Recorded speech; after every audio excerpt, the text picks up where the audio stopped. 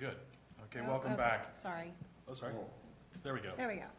If you're having issues with the sound, please try YouTube or Zoom. And hopefully this is coming through in closed captioning, so you'll see that. We will move now on to the regular agenda, item number 35. Madam Clerk, you all right? Item 35, action item, Administrative Office, authorize the county executive officer to implement a county-wide hiring freeze. So Madam CEO, you'll speak to this? I will. Good morning, Chair Huberty, members of the board. As you know, we are in the midst of preparation of our 25-26 budget, and we are beginning to see revenue trends come in lower than we had originally projected. And as you're aware, we've also been in a very inflationary period over the last few years, so costs are coming in higher. We believe in order to meet our budget requirements for the upcoming year, it's necessary to implement a countywide hiring freeze. We would like to ask for the board's approval for departments to need to present any hiring requests to our office for evaluation. We do understand that there are some mission-critical positions that will still need to be filled even under a hiring freeze. We do have some guidelines within this board item, including positions required to meet legal obligations under federal, state, or grant-funded program guidelines, union agreements, or other binding contracts. We would expect to fill those positions. Positions which, if left unfilled, would clearly jeopardize public health and safety.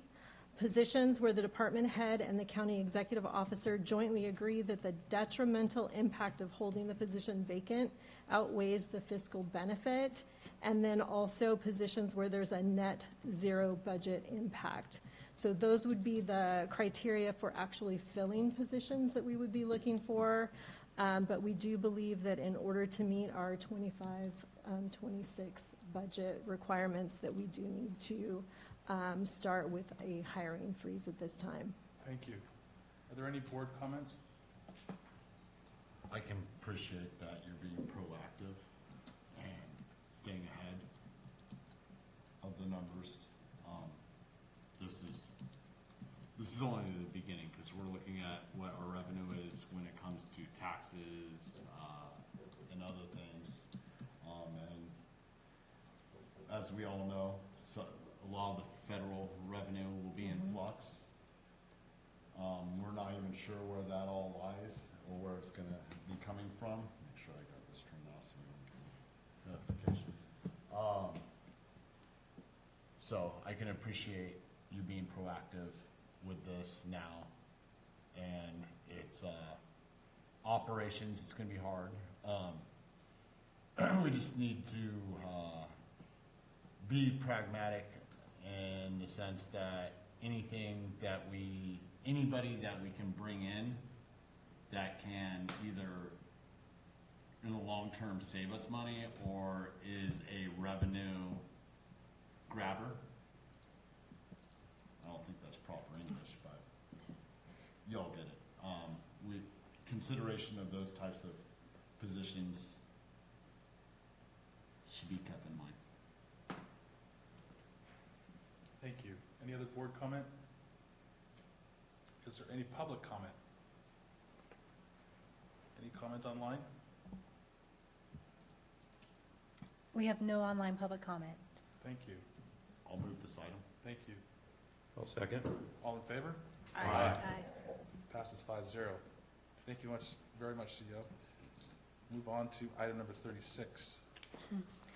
Item 36, informational item, Clerk of the Board of Supervisors, receive a presentation from the Area 12 Agency on Aging, updating the board on current activities.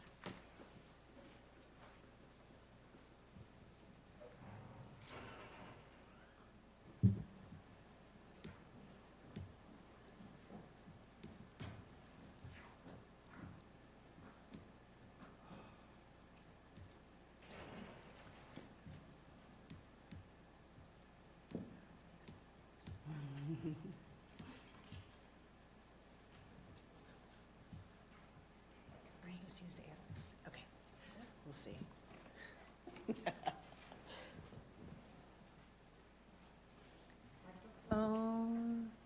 You're on. You're Am on. I on? Oh, Yeah. okay, great. I was looking for a red button. Good morning, Kristen Milhoff, Director of Area 12 Agency on Aging. I'm here this morning just to give you a brief presentation, overview about our agency. No? Huh? It's off. Your mic got turned off. Sorry. Push it on now. Push it on? Yes. Still up. There we go. There we go. Okay, start again? Yes, please. Okay, good morning. My name is Kristen Milhoff, Director of Area 12 Agency on Aging, and I am here to give a brief presentation to the board regarding our agency, an overview of currently what's going on, what occurred back in 23-24, just so you can see the investment that you made to our organization and to your community. So let's get going here. Not sure if you all know that our agency actually provides services under the Older Americans Act, which was established back in 1965, and it's Title III grants that provide funding for supportive services, transportation, family caregiver support, health, disease prevention, and most notable, Meals on Wheels and our congregate nutrition programs. This is our mission statement. Oh, goodness sakes. Well, not sure where I'm going. I am so sorry. Okay. I am used to a mouse, and so I'm struggling here.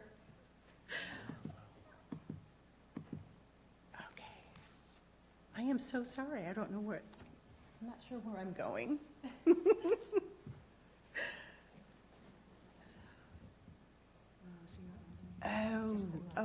See, I was doing this. Okay, so just, thank you so much for your patience. I appreciate it. Our agency profile, we were established back in 1987 as a joint powers agency. We're responsible for providing funds by request for proposals to community senior service providers in our area. We also advocate for older adults age 60 and older in our public service area, which includes Alpine, Amador, Calaveras, and Mariposa counties.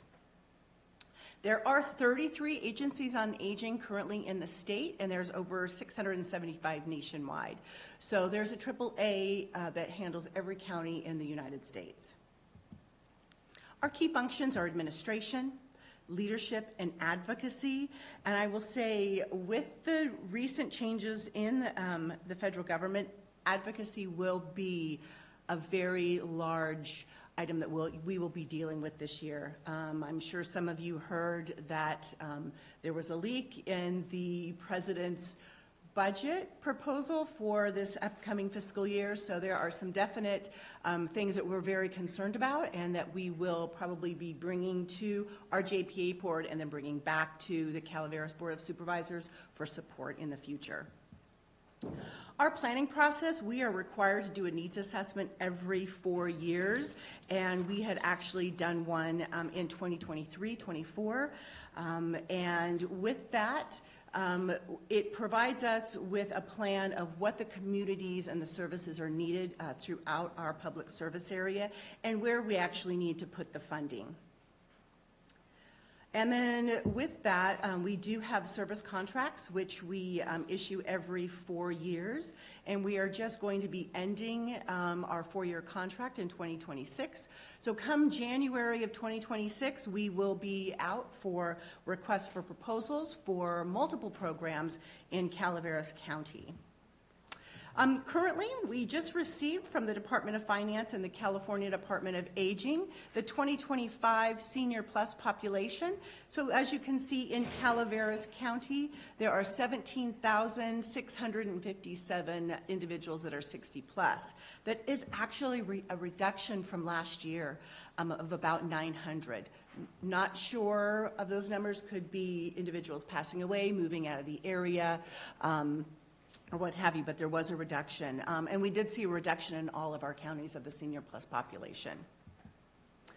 Spending parameters, the California Department of Aging, who oversees all of our funding, they provide us with our funding amounts and priorities, which are 65% of our funding has to go to access, which is outreach, public information, transportation, and providing information on resources. Then we also provide in-home services such as chore, personal care, and residential repair, and legal assistance. Our governing board is our joint powers agreement, which was established back in 1987. Membership is made up of one supervisor from each of the participating counties, and Supervisor Hubbardy is our representative. They're responsible for policies, expenditure of funds, administering contracts, adopting our annual budget, and seek and consider recommendations from our advisory council members.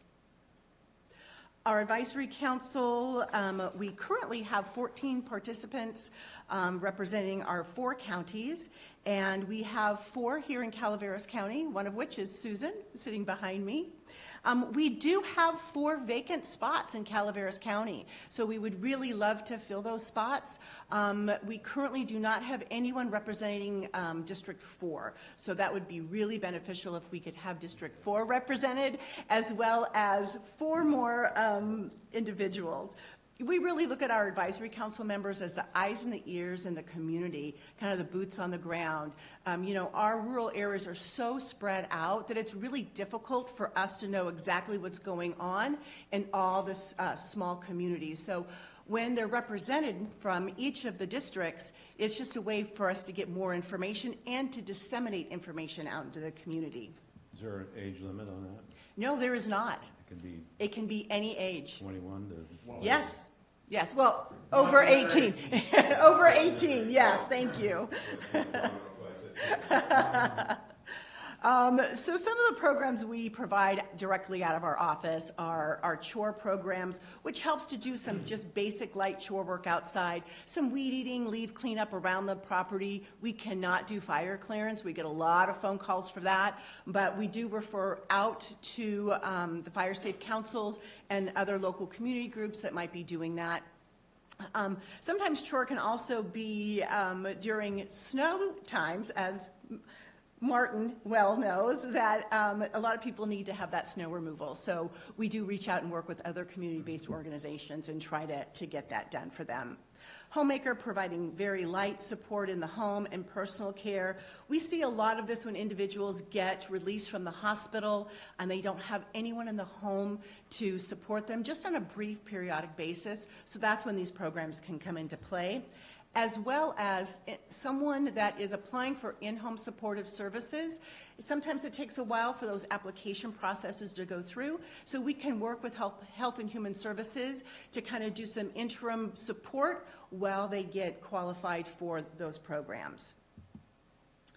Residential repair, provide minor home repairs such as grab bars, repairing some deck railings, some steps, things like that. Very minor home repairs. We cannot do roofs or very large items, but sometimes they're just enough to help someone get in and out of their home safely. Disaster preparedness, we work with OES in all of our communities and try to attend any outreach events and provide education materials.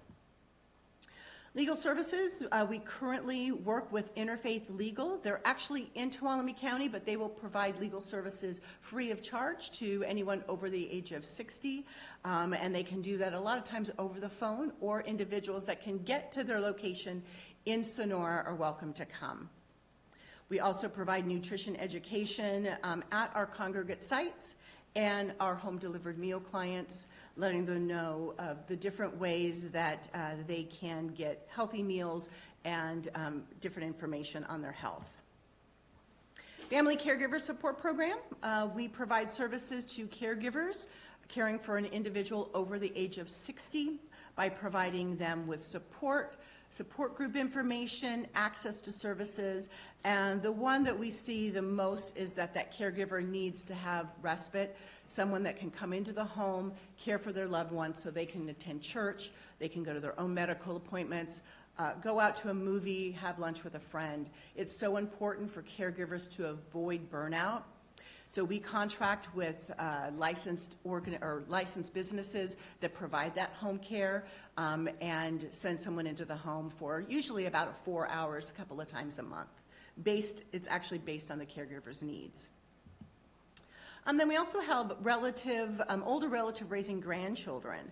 And we do provide support services, support groups for grandparents raising grandchildren. And most of the counties are already offering programs, so we try to avoid duplication of services, but we do have a grandparent raising grandchildren support group that they can attend virtually or in person.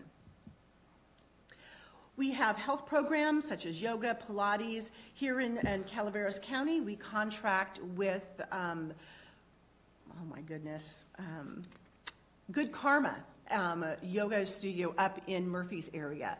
And she provides the services at her business and as well virtually. So individuals that aren't comfortable with getting out or they don't live close to Murphy's, they can attend anywhere in Calaveras County virtually.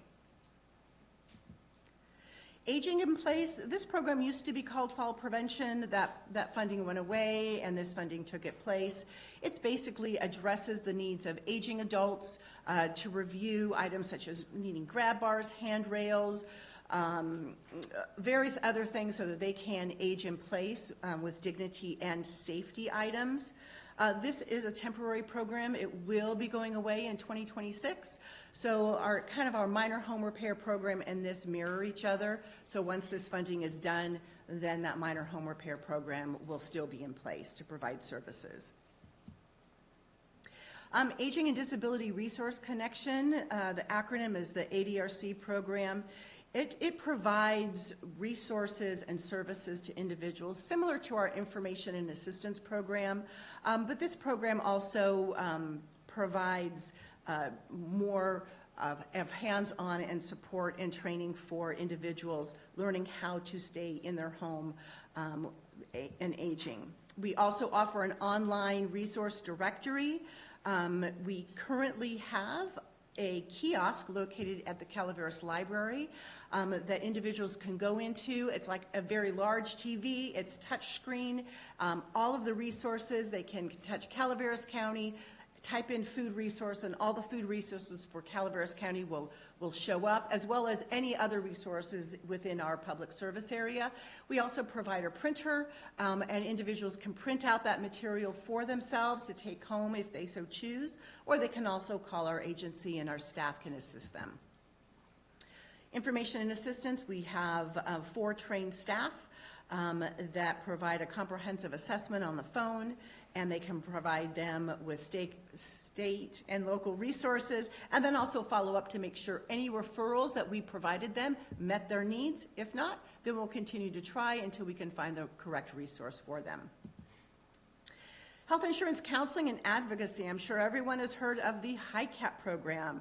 Our 3 staff and 10 HICAP volunteer counselors assist individuals with Medicare. Those are going to be eligible for Medicare or already on Medicare, helping find the right plans for them. Most notably, open enrollment is always in October through December, helping individuals find prescription drug plans. We actually served currently this year, we've served 155 Calaveras County residents and have saved them $78,000 in costs that they could have incurred if they had the wrong program. Multi-senior service program, this is for individuals over 65 that are at risk of going into long-term care. We can provide them with assistance, with nutritional supplements, with care management to ensure that they are able to remain at home independent. We work with in-home supportive services and their care managers to allow them to age in place. Currently in Calaveras County, our providers are Sierra Senior Providers. They are out of Tuolumne County, and they provide congregate dining 1 day a week at the Murphy Senior Center. We also contract with the Amador County Senior Citizens Organization for the Home Delivered Meals program here in Calaveras. Currently, our agency is providing transportation vouchers with Cal Connect for transportation. And we also contract with Catholic Charities for ombudsman and elder abuse. So here is your Calaveras County investment for 23-24.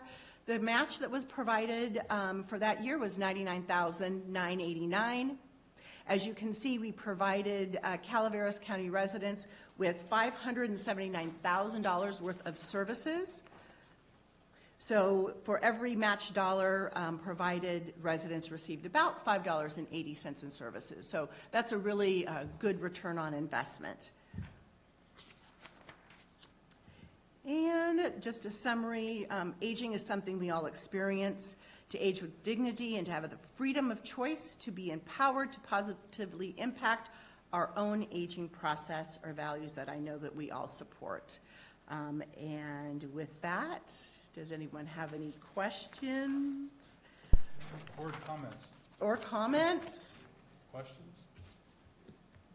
Just thank you for being here and going through the programs. We really do appreciate everything that the organization does.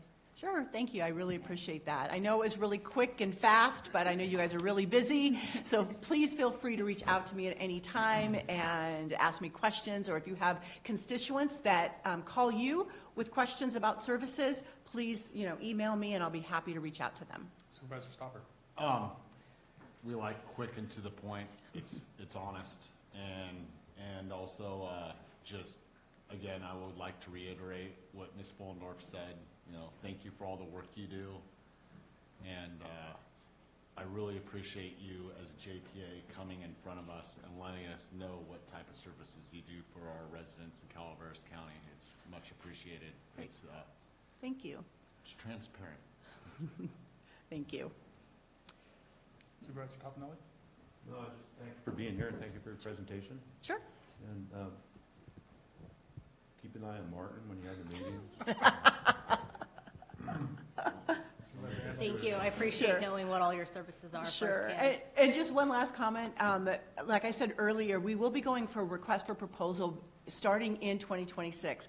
I have already reached out to Cal Connect and regarding transportation, RFP, we will be continuously trying to reach out into the community so that we can get Calaveras County organizations to possibly bid on services so that we're not pulling them from outside counties, that they're actual Calaveras organization providing the services. So I will work with Martin and with the board and really trying to try and gather more organizations to provide services locally. I'd just like to add, thank you. It's a joy working with you. It's amazing how much I've learned working with you. I hate to think that I'm actually in this category. I keep thinking I'm like, but this is stuff you got to think about. And I also really want to say thank you for the shuffle that you had to do when Common Grounds went away and how quickly and you worked and there wasn't a blip in the service. So thank you. You're welcome. Thank you. Is there any public comment regarding this item? Okay, with that, it's an informational item. Okay. Thank you so much. Great, thank you. Appreciate it. You guys have a great day. You too.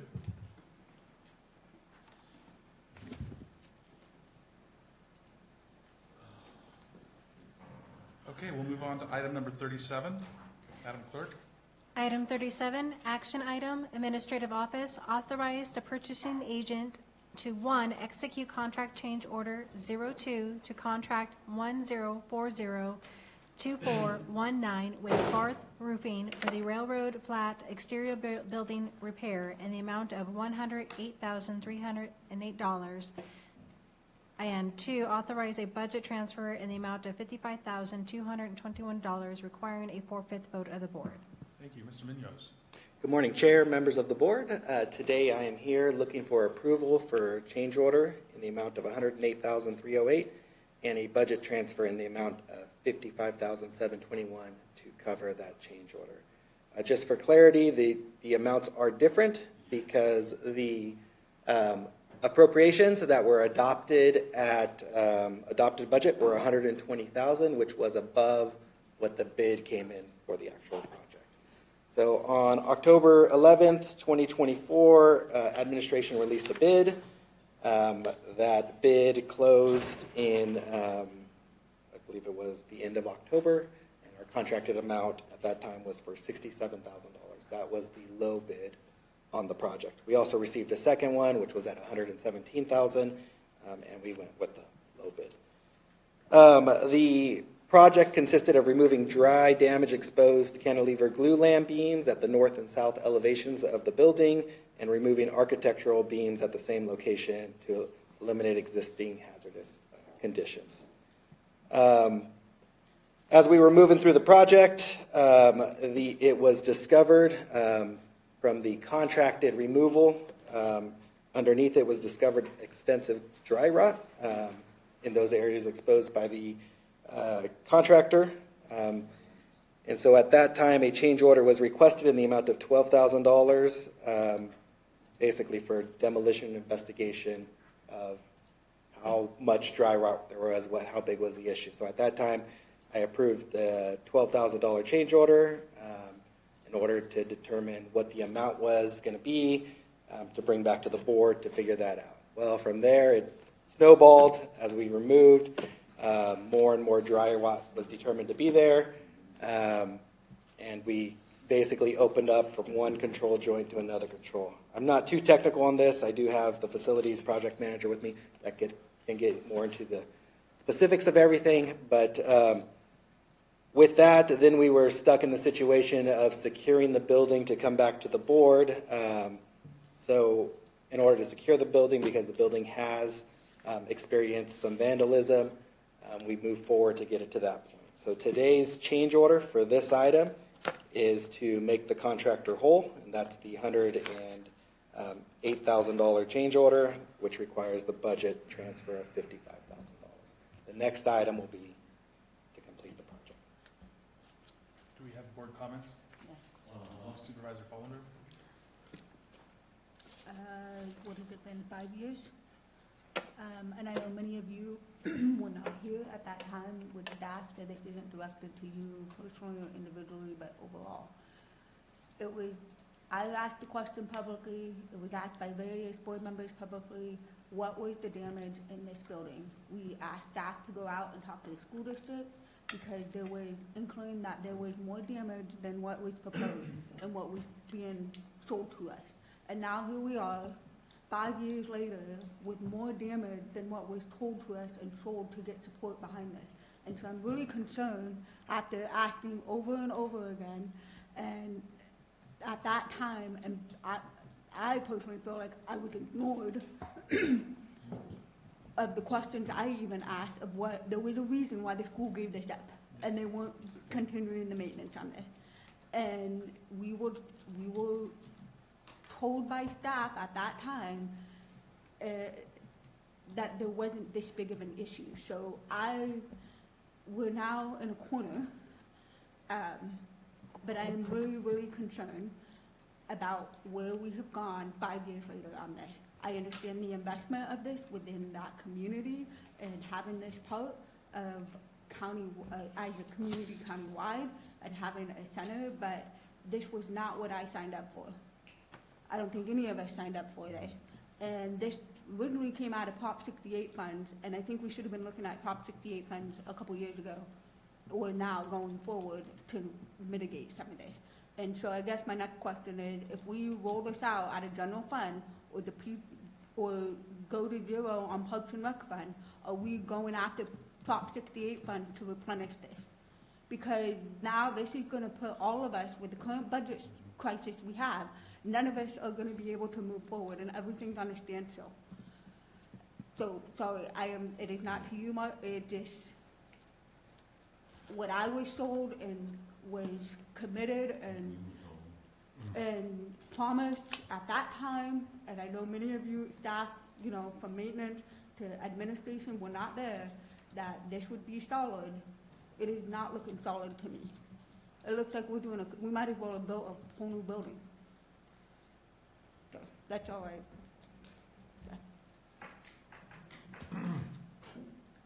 Supervisor Stopper? Well, Ms. Fullendorf put it, we asked, all of us asked many questions. She has a phenomenal point. I was there at the school board meetings even prior to being a supervisor.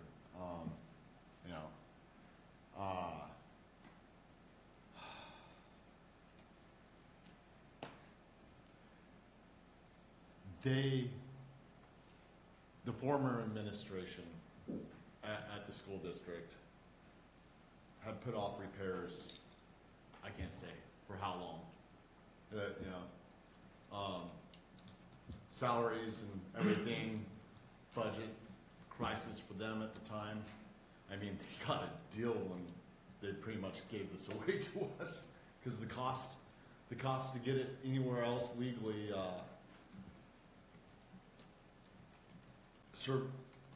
would, at that time, would have surpassed where we're at now and what we're gonna have to get to in the future. And I knew that they had not relayed the full potential of what the issues were, because they had talked about it during their board meetings as they continue to kick down the can down the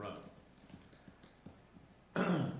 Now, I think me personally, and I believe some of the other board members to a certain degree supported this at the time because of Railroad Flat and the community and us supporting Calaveras as a whole and not wanting a community to be more repressed. So I'm gonna get to my point is,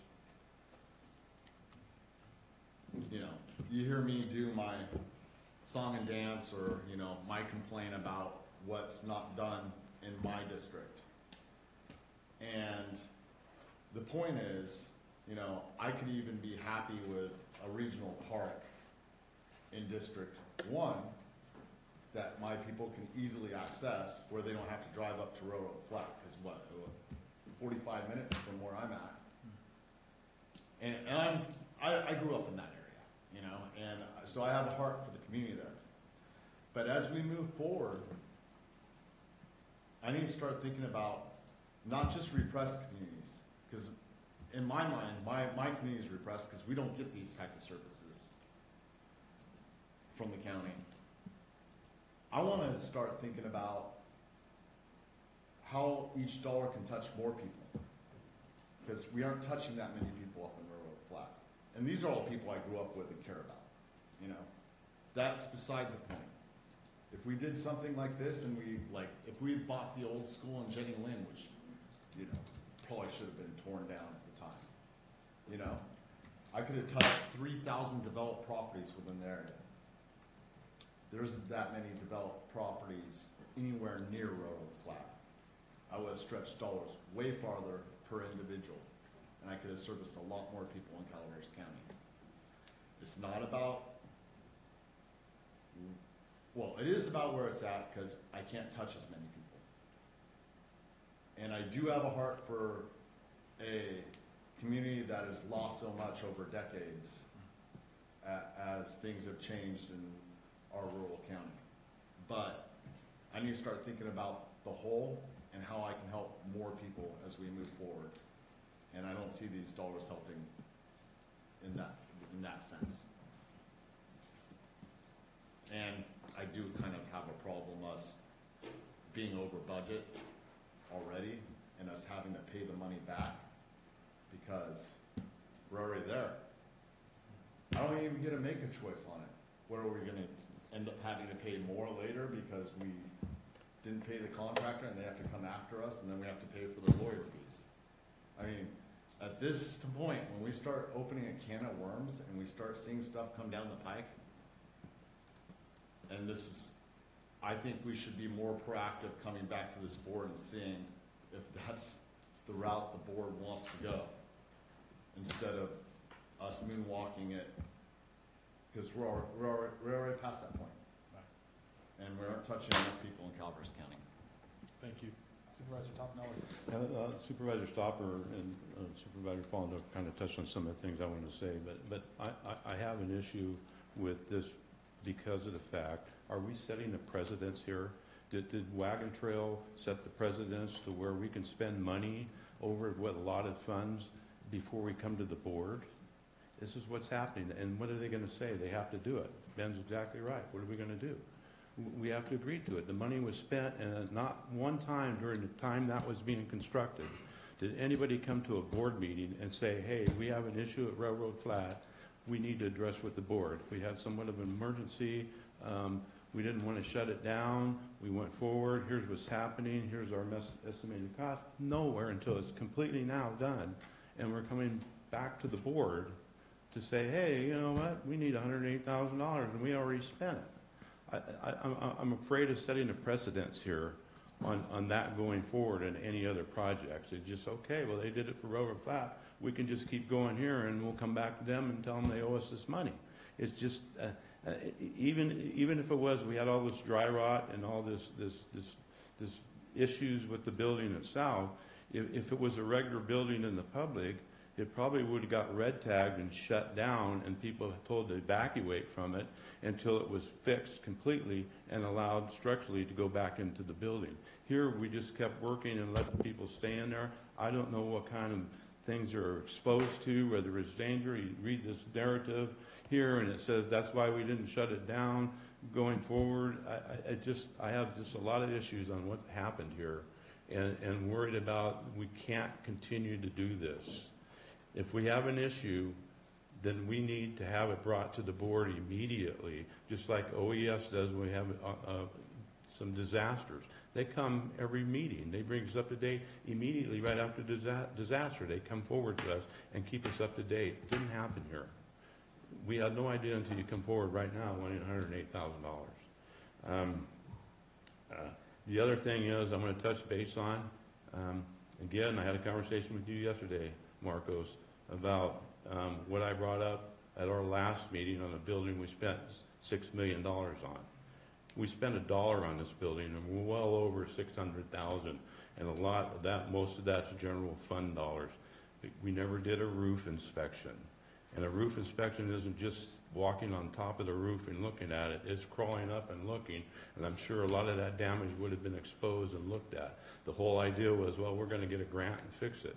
Well, the grant didn't cover what was needed to be fixed because we didn't do a roof inspection.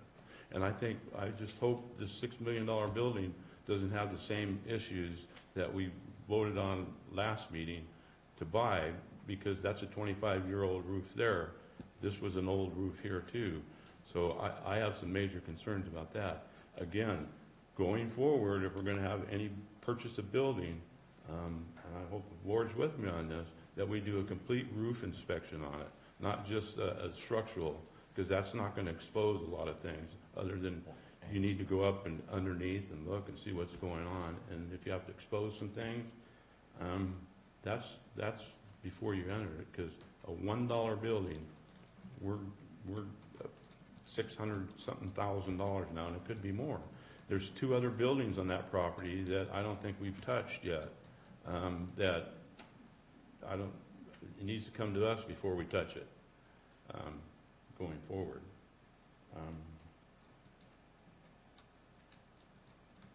And then the other thing I want to request is if board approves this and the next change order that's coming up after this, after we spend that money, before we spend any money, I don't care if it's within the limits of admin or not, before we spend any money, whether it's $1 or $50,000, it comes to the board for our approval, and not just, okay, it's under the cap.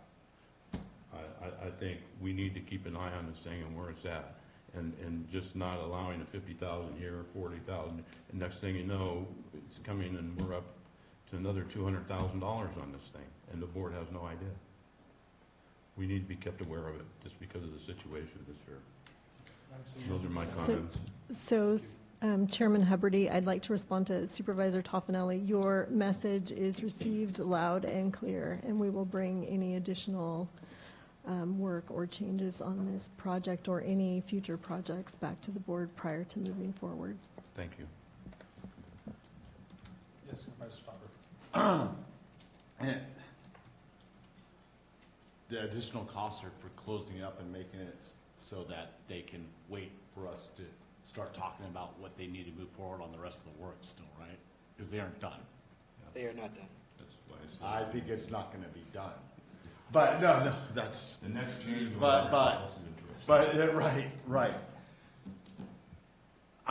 It's been a while, and some of the stuff's renamed. So if the District 2 supervisors can enlighten me, the community center is the old gym? The old gym and the old office. Okay. Black The old top. gym and the old office.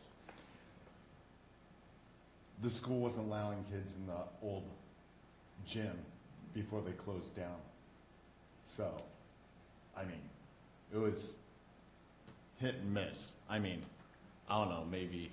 It was fully operational and functional before it closed at face. I was at some of the meetings when they talked about closing it down because it wasn't safe. So you know what? They put the kid in that situation and it was fully operational. Yeah, okay. They walked the kids underneath it. They knew what the problems were there. I'm just saying. Supervisor Fallendorf? I mean, I guess this is, question goes for both, for the next item too. The Prop 68 money that we've gone into putting this, and now the money that we will be taking out of Parks and Rec, what is gonna be our true return on investment from an economic standpoint? So to clarify on the Prop 68, the Prop 68 can only pay for replacement, cannot pay for repair. So when we had the Prop 68 dollars, there was a list of, I think, 10 items that were originally identified that they wanted to do. When we purchased the building, we reduced that to 3 items we were looking at. One was a roof replacement, one was the kitchen, and one was the flooring. The flooring was cut out because the kitchen and the roof took all of Prop 68. So as of right now, what's left on Prop 68 is about $900 that we got approval from the state to pay for a sign so we can close out Prop 68. So that is Prop 68. So the intention of how it was sold to us 5 years ago, that the kitchen would create the revenue for an economic development, that dream now is gone. That it can be. They're waiting for, if the We're building. not paying for it, so Not- if it gets put in.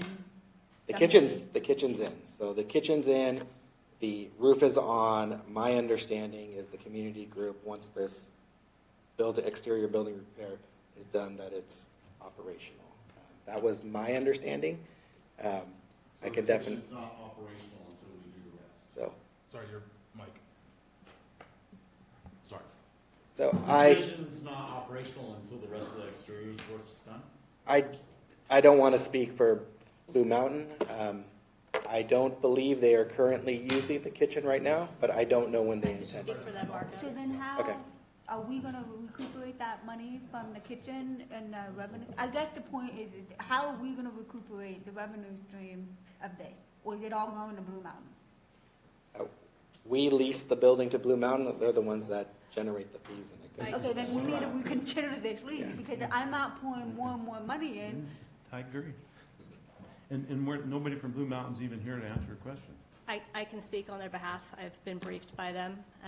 Their intention is to, yes, use the kitchen to rent it out as a commercial kitchen. There's entities with like cottage licenses. They also have acquired gym equipment from the Valley Springs gym when it closed. Their intention there is to have a key-coded gym available. They've already had that go through their board and through their insurance. They cannot start with half of the building tarped. It's a liability. But the kitchen is ready. The gym equipment is ready. Their projection is hopeful of $2,000 a month on income to be more self-sustainable. That's their goals, that's their projection, but no, they can't begin with the building literally tarped, as you can see on slide 792, 791. The community is very responsive to it and plans to utilize those services. They're operating a preschool there today, which is why a lot of them are not here. Supervisor Dauber? So they intend to be more self-sustainable off of the gym, and they'll pull in revenue when they're also asking, I believe the original intent and ask was that we pay rent for the area on top of the utilities when we went there. Separate from this building. That's over in the office building. That's the whole railroad flat. It's, all those buildings are together, right?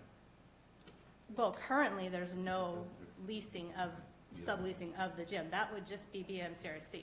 The little office building is set up into subleases. Currently with the sheriffs, currently with HHS. Supervisor They're all on Handel? the same property, right? Could you tell me how many people actually I don't remember the numbers of the community members that actually use this building. So what you need to understand with Railroad Flat is that it's also pulling Glencoe, it's pulling Wilseyville, it's pulling West Point, Mountain Ranch, Sheep Ranch. So, you know, it's like the people of Dorrington and Camp Connell come down and shop in Arnold, right? It's not just Railroad Flat, it's that whole greater District 2 area. There's even some moms that come up from Oak Hill for the preschool. So it's serving a lot. And when you mention, you know, driving 45 minutes, that's what we do up country. We're used to it. We don't mind driving. So Railroad Flat Community Center is pulling from many different areas within that half-hour radius. Thank you. The preschool, they told me the other day, is serving on average of 15 to 25 kids when they're open. Are they receiving income from that? Yes. They're leasing it. The preschool group is leasing from BMCRC. I have 15 to 25 kids within a quarter, I have 15 to 25 kids in less than a quarter mile of my house. I'm sure First Five would help you get a playgroup up and going. Is there any public comment regarding this issue or item? Seeing none, is there any online? We have no online public comment for this item. I'll bring it back to the board. I'm going to move this item because we don't have a choice. It'll cost us more if we don't pay. I just, again, going forward, I don't want to set a precedence here, a year from now, 2 years going forward, that it's okay to do this and not come to the board and let us know. I'll second it. I said it earlier. We're already in the work. I appreciate all of the information. But at that point, we're talked off, and anything moving forward from there is gonna be another bid coming down the pike, is my understanding, right? Yeah, so right now, we're paid up to tarped off. And again, part of my motion is that any money spent at all, period, $10 comes before the board. So we're aware of what's going on in this project. That's part of my motion. So I have a motion and a second. You want I mean, we're stuck in a corner, and I hope, at least right now, in this moment in time, because we've got another item coming up on the agenda, I do not see Parks and Rec getting funded this year, if this is the rate this is gonna go. And we're throwing money, it is bleeding us dry. And so now we're at a disadvantage when we had massive momentum with the Parks and Rec, with adopting a master plan, and now we have nothing to show for it. And so what does that show to us as leadership?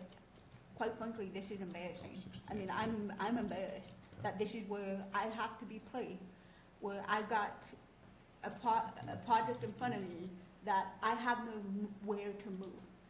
And if it was anything else, and this was at the beginning, and which I should have done 5 years ago, the vote should have been no. But here we are today, and I will stand by the rest of us, because we've got to follow through and show that leadership. But this is embarrassing, especially coming up into budget season. I don't even know what I'm going to say to my constituents when I have to tell them on the next item for Parks and Rec, I cannot deliver what I've been working on for years with this board. Totally agree. Thank you. Thank you, Supervisor Follendorf. With that, we have a motion and a second. All in favor? Aye. Motion carries 5-0. Can we hold just one moment before we go to the next Yes. item? Yes. We'll take a 5-minute break? Just a couple minute break. Okay. Everybody agrees.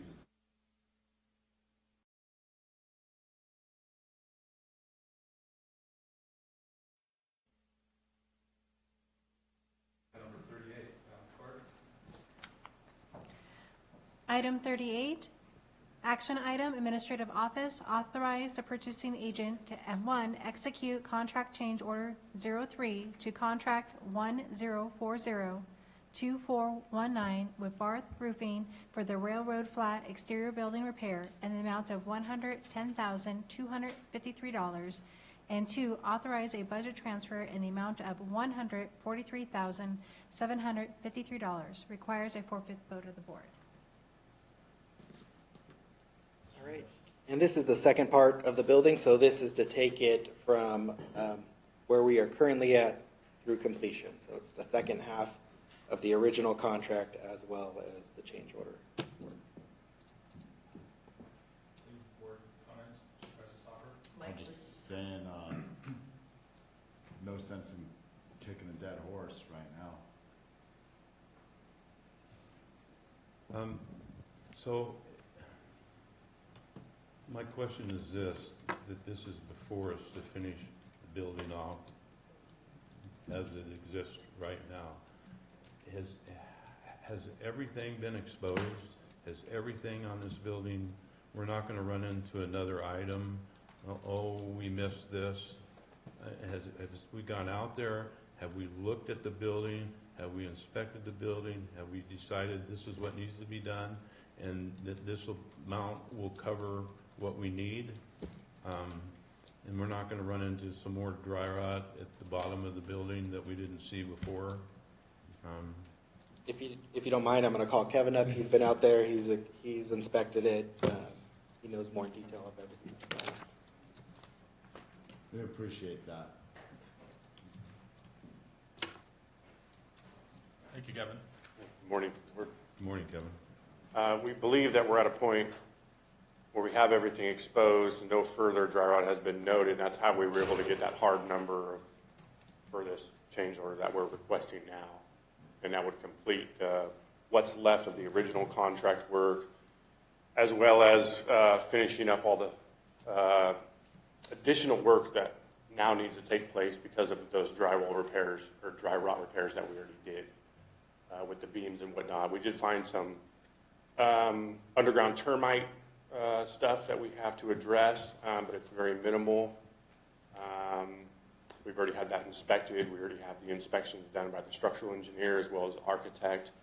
They're the ones that came up with the formal plans for the retrofitting of the glue lamp beams.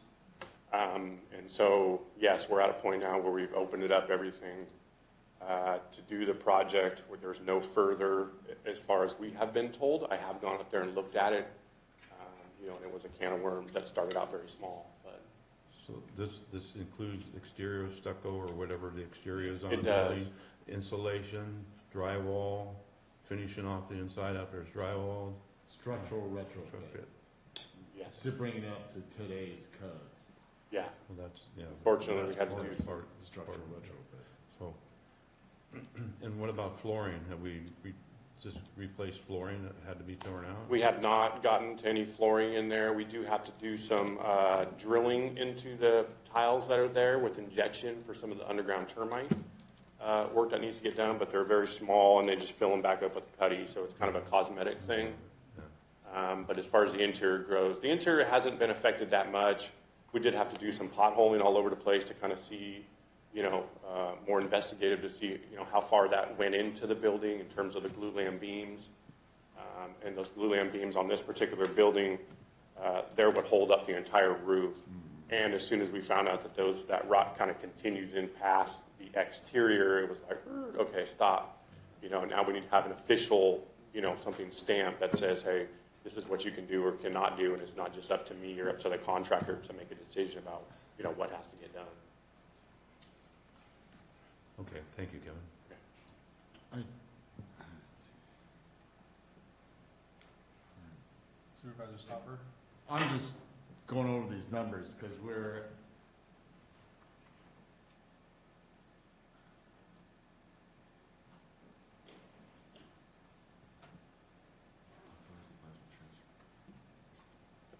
I'm just.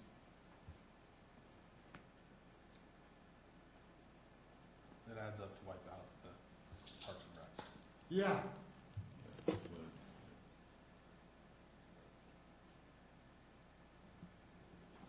It's gone. At this point, we haven't done this work, right?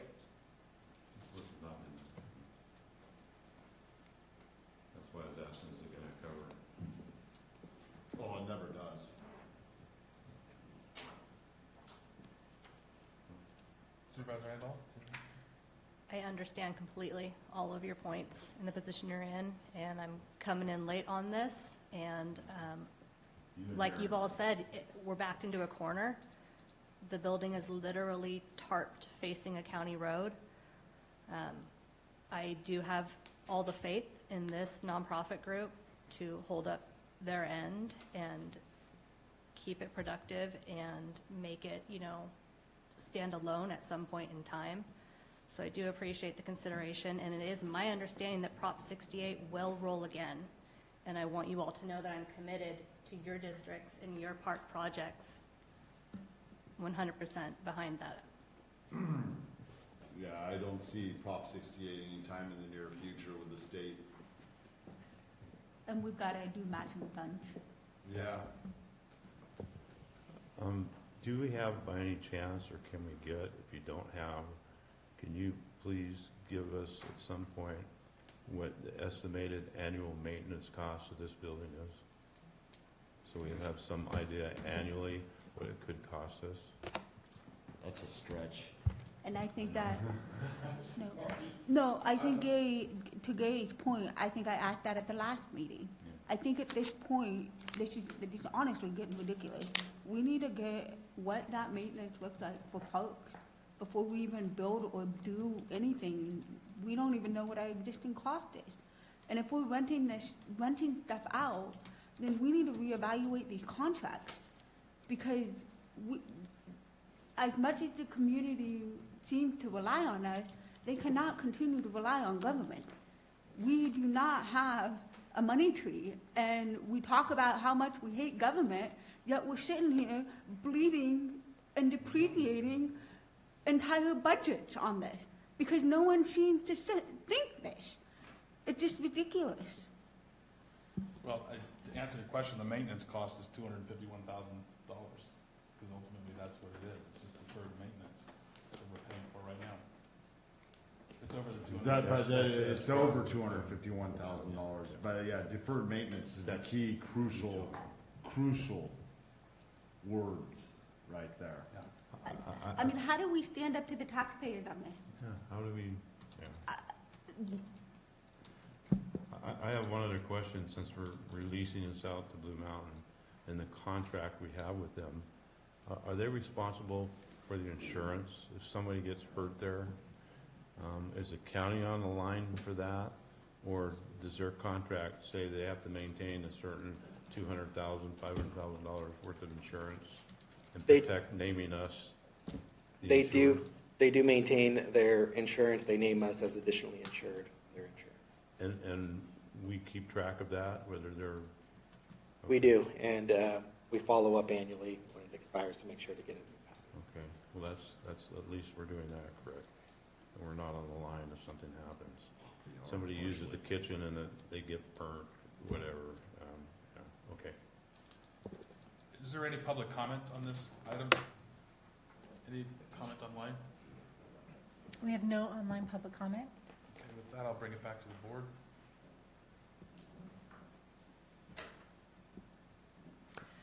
Like I said, this is where we're at. It's a building that we own. It's tarped off to the public. I don't see how we could possibly leave it that way. It's a liability to us to have it in that state. It's a matter of time with the weather up there. So you make the motion, is that a motion? I'm making a motion You to make a motion and approve this. I'll second it. All in favor? Aye. Aye. Passes 5-0. I'll move on now to our informational item number 39. Madam Clerk? Item 39, informational item, Public Works, receive a presentation on the draft 2025 Calaveras County Department of Public Works 5-year capital improvement program and give direction. Thank you. Do you need time to set up? Are you? It's on. It's on there. Okay, great.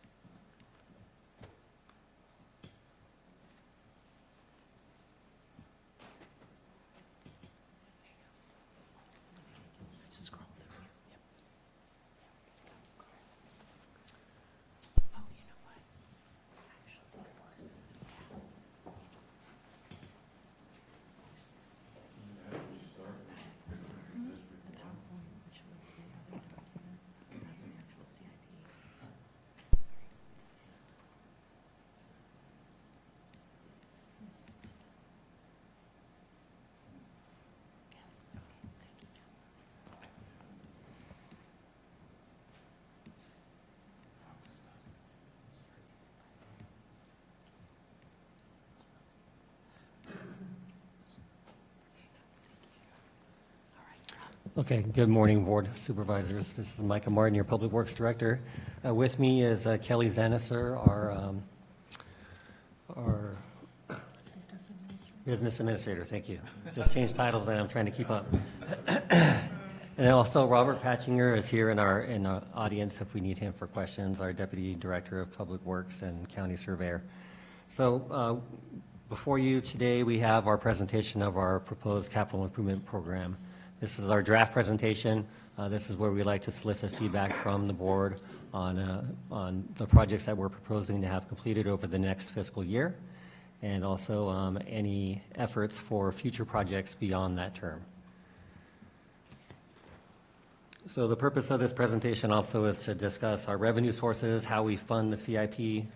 We're also going to look back at, this presentation is about future, but we also like to take a moment to look back at what has been accomplished. So we'll take a minute to look back at some of the projects we completed on the last cycle. We're also going to discuss our proposed 2025 paving program, along with other projects scheduled for construction for the next fiscal year. And then we want to talk about how we will be planning for future projects beyond 2025. And then at that point, we'll provide an opportunity for input and direction from the board. So first, just to touch really quickly on revenue sources, we do have our discretionary revenue, which is really just HUDA and RSTP, and nearly 100% of that revenue is used for our maintenance efforts. Beyond that, we have our restricted revenue, where we have project-specific funding that we use, federal grants and state grants, and right now, there's kind of some uncertainty of those grants really being available for future use, so there'll be some consideration being given on future projects on how we will utilize those funds as they become available. We also have our RMRA program, which also includes SB1, and we've talked about that. We've submitted our SB1 list for our paving projects, and we'll touch on that again here in the presentation. And then, of course, we have our TOT, which covers our maintenance of effort. So here's just a quick look at some of the completed projects. We have Manji Bridge and Moran Road. And we've also completed the Valley Springs School Safety Improvement Project, phase 1 of that. The Manji Bridge, the gateway monument signs and wayfinding signs throughout the county. We've also completed the high-friction surface treatment in various areas throughout the county, along with thermoplastic striping and our annual traffic striping program. And then with our 2024 annual road resurfacing and paving. And then lastly, our Burns Ferry Road guardrail program. So here's a quick picture of our wayfinding signs that were completed.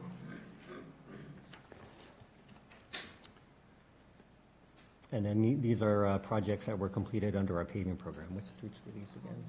I think those were part of Moran, both of those. All right.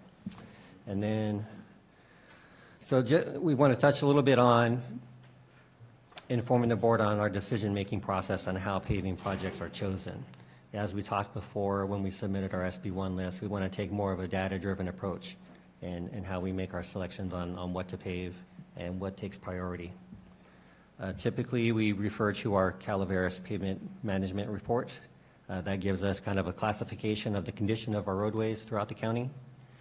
We also rely on our public reporting system, with the public giving us feedback and input as to the conditions of some of the roads in the county where they may feel that some roads are neglected or need attention. We also get input from our staff, our road superintendent, our road supervisors, our inspection staff. They give us a lot of feedback on the condition of some of the roads and some of the needs that may come up outside of what's already been identified. And then we also, when we get that information, we do field confirmation on this. We go out to the field and we take a look around and try to group stuff together to make something that's worth, pursuing a project on. We want to try to maximize economies of scale when we do that. And then we also rely on consultants to help us with our design work and, putting projects together to go out to bid.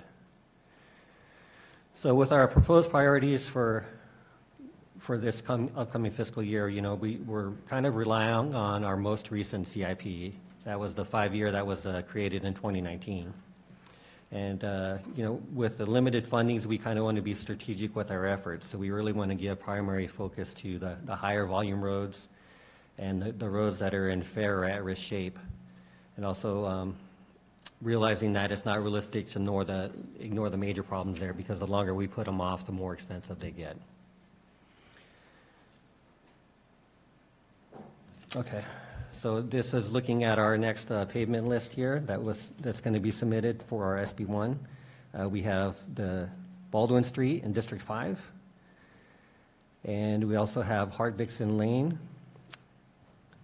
and then Vista Del Lago Drive to Baldwin Street. So we're going to try to combine those projects together. Currently, as you're aware, the Water District is doing some water line underground work, and we've partnered with them on the payback of that project. So we'll be doing Hart-Vixen and Baldwin together this next fiscal year to take care of that.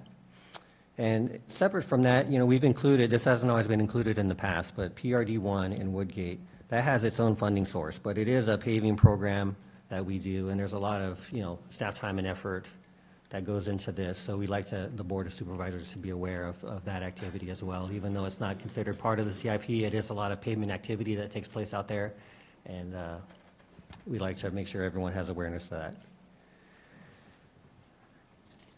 And then we've also, I'm sorry. It's okay. Oberyn's Ferry Road, we talked previously when we were putting our SB1 list together, we're going to defer that to at least 2026, if not further, depending on how funding becomes available for that. And then I just want to put on, Micah, proceeding forward, you're still getting caught up on some of the history behind some of this, so I think that the bridges and everything right here coming up are going to be a point of discussion, especially for Mr. Toffanelli and I, because we have some stuff that, I have stuff I want to bring up, I'm sure he does, and I believe that we as a board have set priorities in the past, and I think some of these, you're talking about your submittals, some of these are going to, I think the boards as a whole may decide to change some of these priorities on some of the bridges. Understood, yeah. So to start with that, the first two items on here are the two bridges, Dogtown Bridge over French Gulch and Lime Creek Bridge. So these are part of our HB. Mike, I don't mean to interrupt you, but Yeah. can we go back to the previous slide? I had a question and it just kept going. Yeah. On the Oberyn's Ferry, it says begin locations and end locations various. Is that because one side of the bridge, you're going to stop and, I'm unclear how it's one road and you're going to stop and start in various places. Maybe it should be to be determined. We have not determined the ones. Yeah, maybe it should say to be determined as opposed to various, because Yeah, 'cause various means the limits still need to be you start at the identified. bridge, stop, go, stop. Right. We're going to pay this much and then forget about this much and go this much. That's some of the original plan and engineering. A lot of the roads in the county were done like that. Okay. We'll definitely take a look at that and make that adjustment. Okay. Thank you. Yeah, no problem. So back to the 2025 construction list, Dogtown Bridge over French Gulch and Lime Creek Bridge. Those are part of our HBP program. So there was a grant done years ago where there was federal funds that was made available to rebuild a lot of our bridges throughout the county. And those bridges were identified as part of that grant effort. So these are some of the remaining bridges of that program that we're trying to get wrapped up.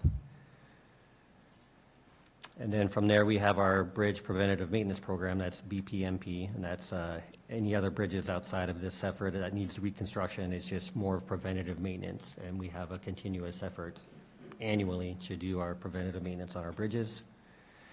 We also have the Roadside Safety Audit Project, which the board's familiar with. That project's going to be resuming and hopefully finish up here within this next fiscal year. We also have our Keep Calaveras Clean projects, along with SB1, our RMRA road project for Baldwin Street and Hart-Vixen. And then we also have the paving projects in PRD1. We also have the Oberyn's Ferry Road Guardrail Project, and then annual traffic striping. And then lastly, we have our 2023 winter storm projects. These were disaster projects. over at Harvard Road, Blake Lane, Gwen Mine Road.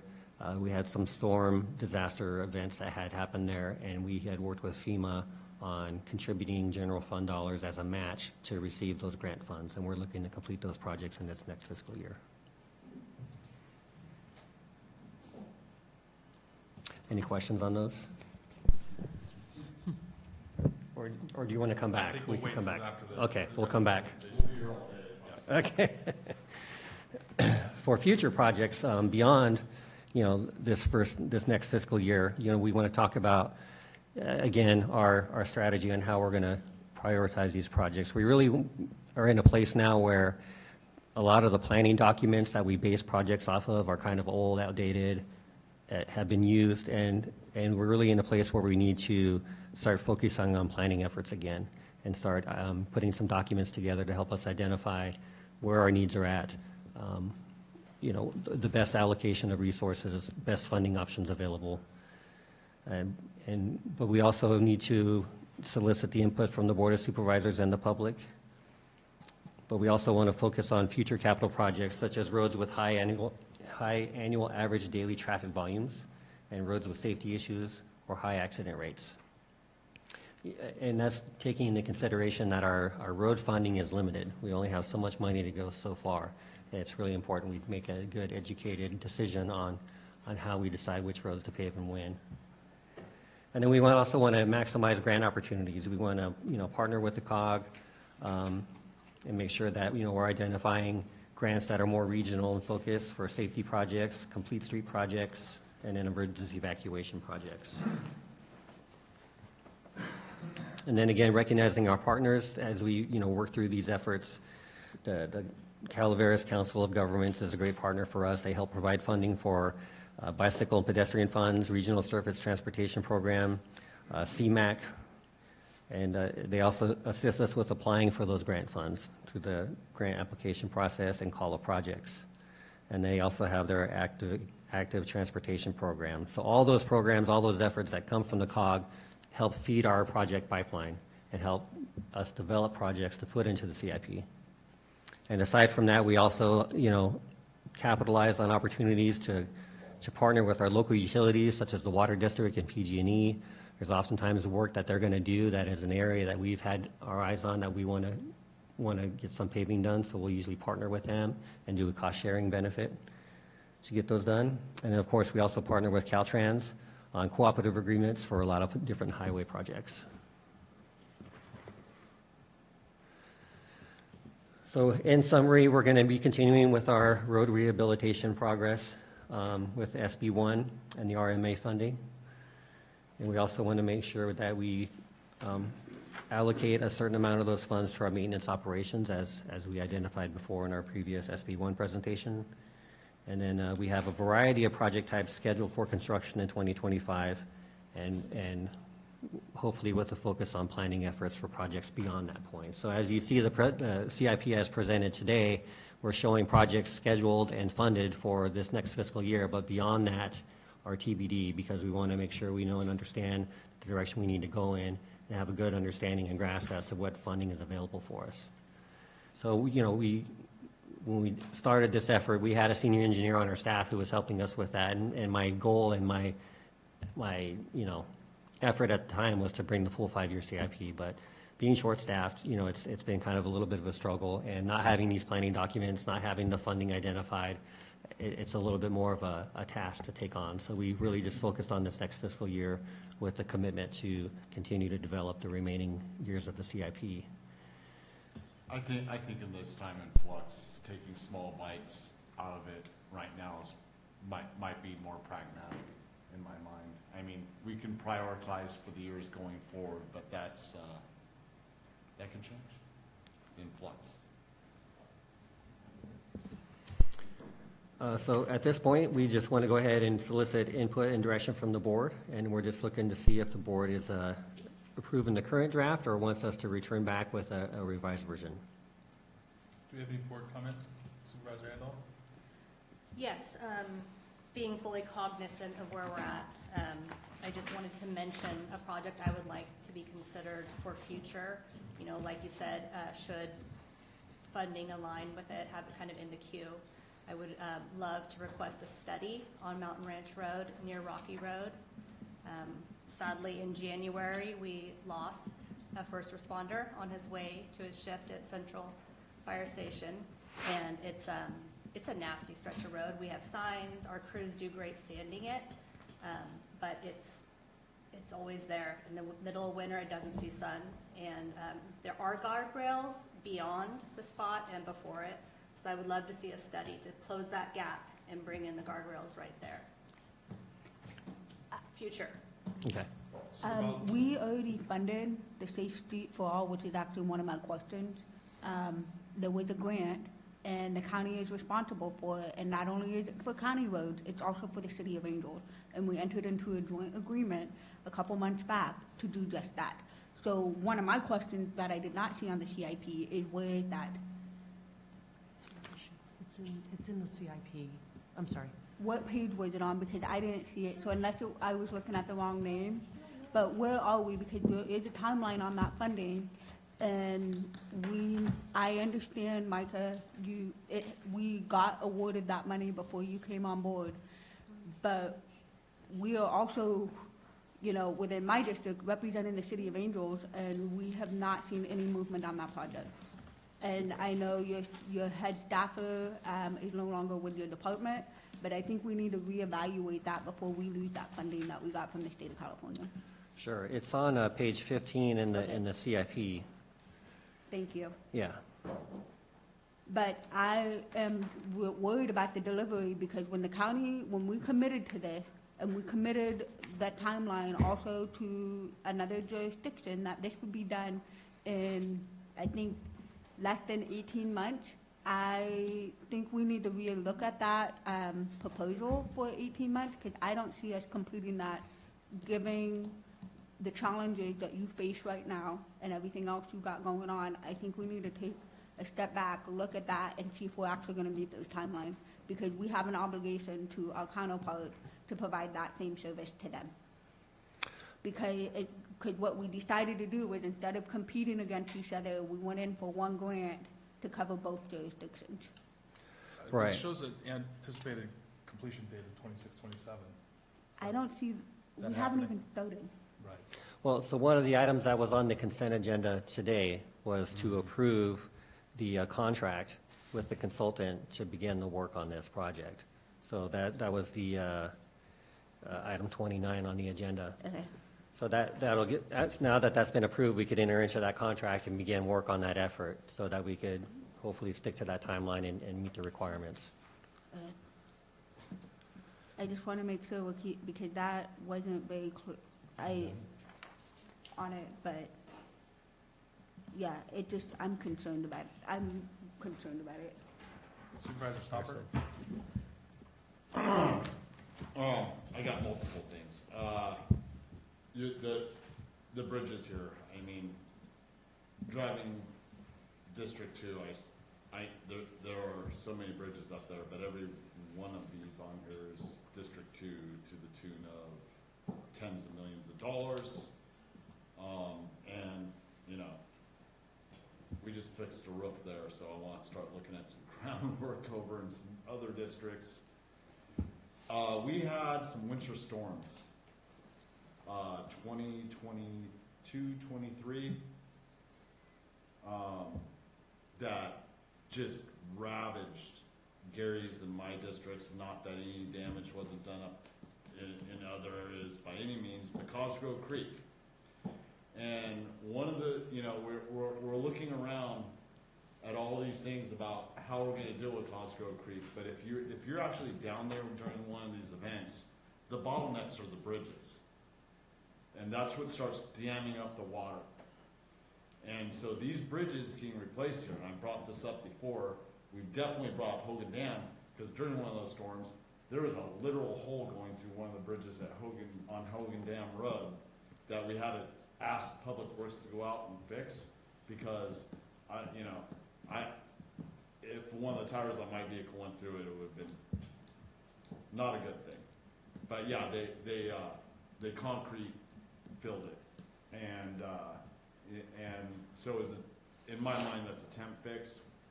Mr. Toffanelli and I have brought up before, these bridges are something that are a priority to him and I. And they're a part of the solution, Cold Coast Road Creek, during these winter storms as a whole. I mean, you know, the vegetation's one thing. These bridges, when it gets up to that point, are the real dams that hold stuff back.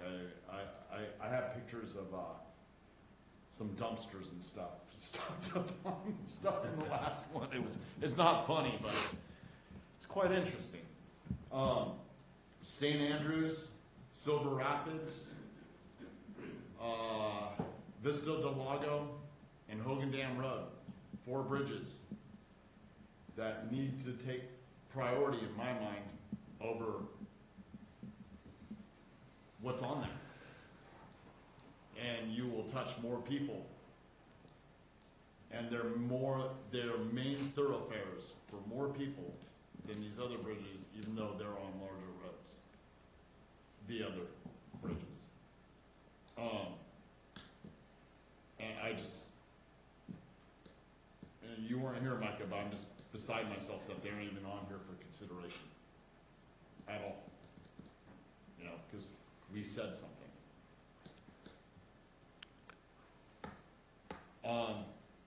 Thermoplastic.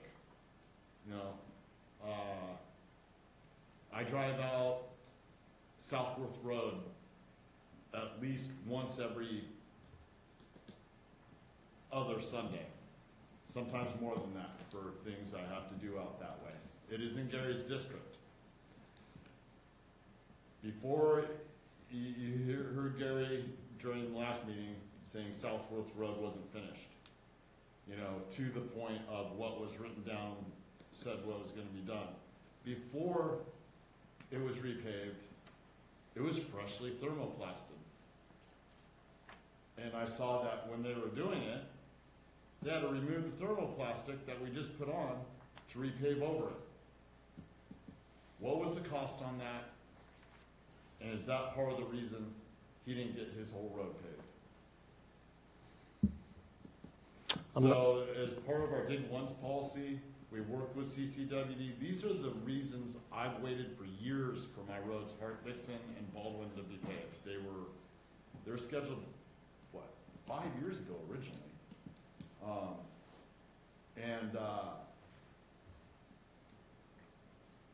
You know, the work we do using the taxpayers' dollars one way or another, whether it comes from someplace else, we shouldn't be thermoplasting it right before we pave it. That's a loss, and we should be pragmatic about how we move forward in that sense. And we agree with that, and that's actually why we've added it into the CIP, because it's something we need to be monitoring more closely and more consciously coordinating with. So moving forward, you know, that's going to be part of the effort with our paving, is to compare both those efforts and make sure they're not contradicting each other or having that overlap. Going over this, so we just, you know, Ms. Fullendorf brought up the study and the grant money put forward so that, you know, for Angels and the county as a whole, for safety. Supervisor Andall brought up, you know, she has a concern on Mountain Ranch Road. We set priorities in the past when it comes to safety and which roads as a board we are worried about. And I'm going to bring it up to you now because you haven't been here. Garner and All Ranch Road, where they hit Highway 26. Now, that's Highway 26, there's the Caltrans Road, but the other two going into it are ours. And they are county maintained, even though one side does go through the middle of a CSA, it is a county maintained road. Now, something you're not aware of is there was a developer in the day that had money there to actually expand on that, and when Gary was on a 4-year hiatus off the board, they gave that money back to the developer to deal with this. I have accidents there frequently, even if they aren't always reported. More than once, we've been in here talking about safety on roads and setting priorities, and literally the day before, someone on a motorcycle or someone in a car has been rear-ended or hit. And I know people that have severe injuries that still haunt them from that area. It's not safe, it's blind coming in from both ends. That's a priority that's been set by the board, and it's something that should continue to be on here and not lost on that. And in my mind, it's been a priority for this board since 2001. 24 years. And it keeps getting lost, but you're not aware of this, you know. So I'm putting it on your radar, Micah. Yeah. So then you can be the one that makes sure it stays there. Oh, that's Unless fine. the rest of the board decides it's not a priority. Yeah, and it is addressed on page 29 of the CIP. Oh, okay. I Yeah. missed it. No, it's I okay. apologize. No, it's okay.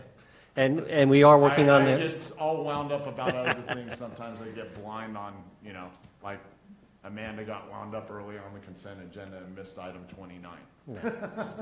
That's okay. And we are working on a cooperative agreement with Caltrans for that project. So there is things happening behind the scenes. Appreciate that. Thank you. It'll take some time. Yeah, I- no problem.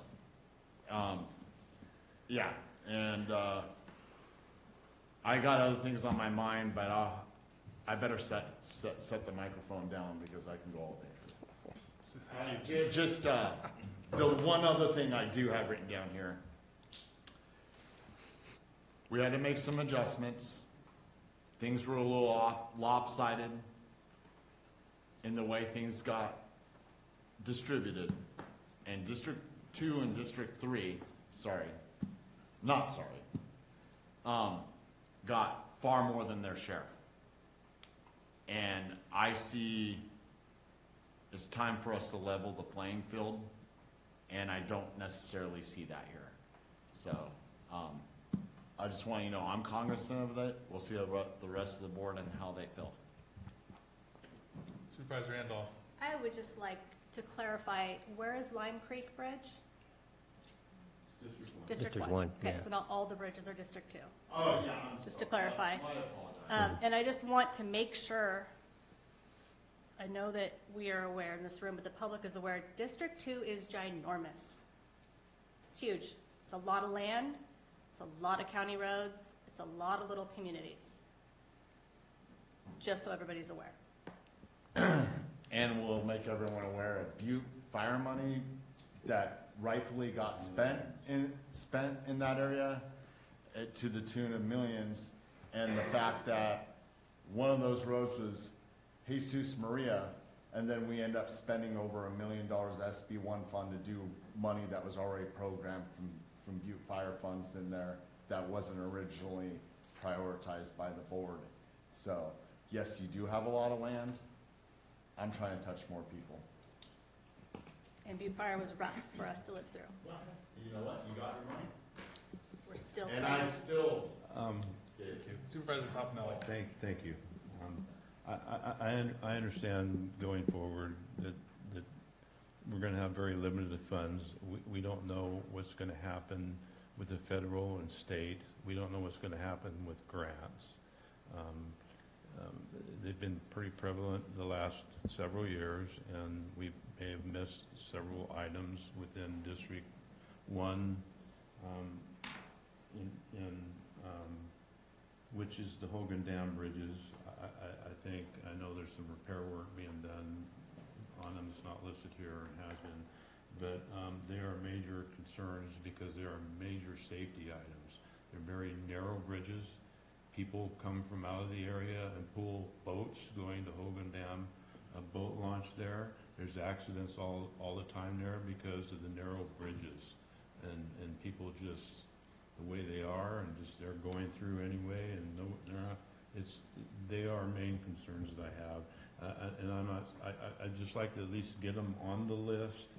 I understand the funding. If we can find some time where there's grants available for them that in the future coming up, whether next year, year after, whatever, that we have them on the list, because they are a major concern. They're one of the reasons that we have this program to be addressed.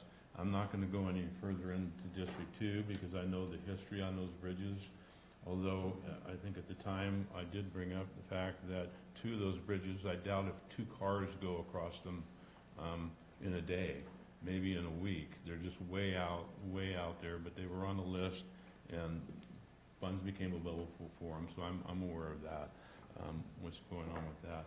The other concern I have also is there's some accidents that happen on some very narrow bridges that don't have any guardrails or anything on them on Burson Road. They are very narrow and accidents happen. There are near-miss accidents happen all the time. So if those could possibly get somewhere on the list, at least they're there and we look at it. And then I'm just going to bring up one other item because I know, I'll wait till next year and see where the funding's going on other things. But again, I'm going to bring up Southworth Road and what happened and just stopping right in the middle of it and walking away from it. I really think funds coming forward need to be put forward to finish paving that off to get to Hospital Road where it comes in and then it goes off to the highway because people use that, like Ben said, people use that area of the road a lot. And it needs to be repaired because it's in really bad condition. And I think I'll just leave it at that, and next year, hopefully there's funding available. We going forward, we try and finish off the projects you have on it, on this year's, and hopefully we can do some other things during the year. Maybe some grant money comes available for those bridges that I brought up, especially the Hogan Dam bridges coming off the highway there. So I'll leave it at that. Thank you. Supervisor Pollenberg? Yeah, Gary brought up the bridges. Dogtown over San Domingo, I know we're currently in right away. Gary and I have been waiting several months for the updated design. Now it was supposed to be accommodating for the property owner to get through right away. I haven't seen that updated consideration of the design. I don't know, I don't think Gary has, but there's some more work that needs to be done. Otherwise, I'll be quite frank, that project's dead in the water. So unless we make these accommodations with this property owner to solve some of the issues that have been brought up over the last year and a half, I've got concerns, and obviously this money won't be able to go to any other bridges. It will be given back to the state, but we've still got some work on that. And I'll say it again to staff, the signatures are not coming until this is resolved. And then the other is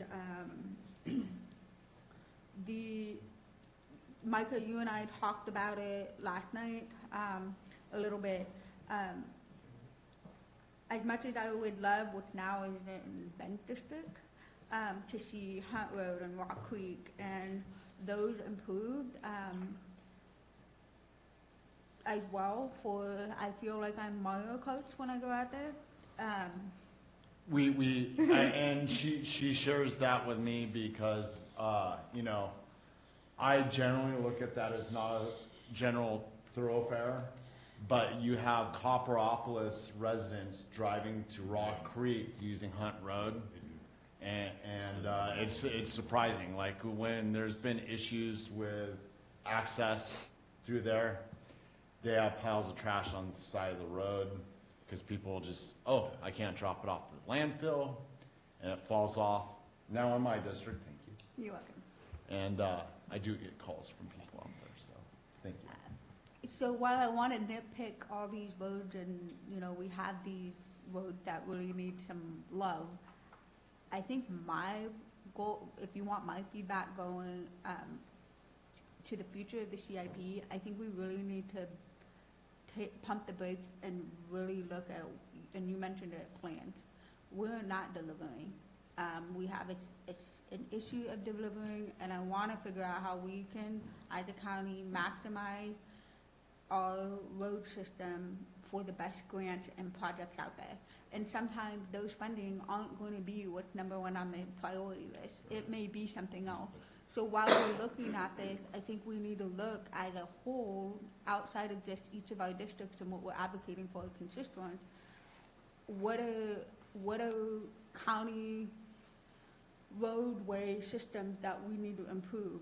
Looking at evacuation routes. We've got the evacuation plan we just approved, this year. How can we utilize that with planning, and some of that can even tackle some of the safety issues, and vice versa with the safety plan, the safe streets.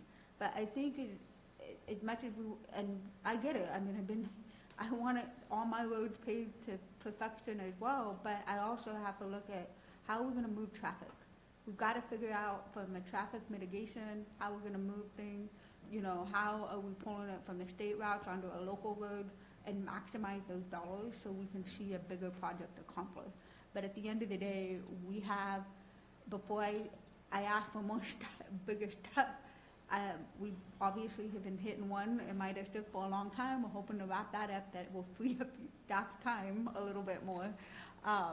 But how can we maximize those plans that you're talking about to leverage the dollars out there? Because right now, and we saw it with Valley Springs project, we have no other project in the queue that would qualify us for CMAQ. We have. Touche. But I mean, that's an example that we just went through, and we got a successful project going. But what out of this project list in front of us do we have that will qualify us for the next round of CMAQ? If we're not able to use it on the projects, that's what I also want to look at. I want to see those projects as well. So we're not sitting here having to loan that money out again to Sacramento County, to San Joaquin County, and quite frankly, having to give it back to the state because we did not have a plan or a project. And when I look at those projects, I'm not looking to pit it whether it's in District 1 or District 3. We just need to keep those money. My goal is to keep those money in this county and improve it. So where did that? So for me, that's what I want to look. I want to strive for and look for where we got our district issues that we need to accomplish, but how do we handle it broader, so we're not losing out on the CMAQ? How can we leverage? And that's just one. There's more, obviously, as we know, other funding out there. So we can position ourselves to go through to get those projects completed. Going back to my district, though, I am worried about the timeline that is on this list. I know I've said it multiple times with the Dearborn Ferry paving. It really makes me nervous. I think it is going to cost more than what is projected, and I really want to make sure that staff is having a thoughtful conversation about this as we move forward, so we don't end up in the same situation we are now in 2 years. So I really want to be as proactive on this than reacting and have another road issue in my district again, where we're stumbling on funding situations. That's a good question. And then overall, the guardrails and the bridge That's good. at Oberlin. I feel like we're playing whack-a-mole with the guardrails. We have significant accidents on that road. I feel like it's almost every day now. And our guardrail is really the best investment. Is there something that we look at outside of just the guardrails? Because I feel like every time we put them back up, they come right back down. And I don't want to keep wasting funds on that. And then looking ahead, we really need to look at replacing our burns. And I know that is a 20 to 30 year project, but I want, it's, I won't be alive. I just thinking of these regional larger projects, that at least in my district is the next thing.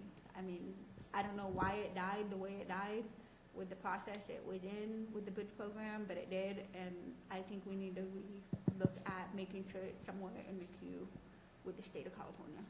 because, and working with Tuolumne County, because, we've got a situation down there that it's just not gonna be pretty, especially if we start seeing more and more logging trucks coming out down there, fitting over to Tuolumne County. So, thank you. Thank you. Supervisor Toppinelli.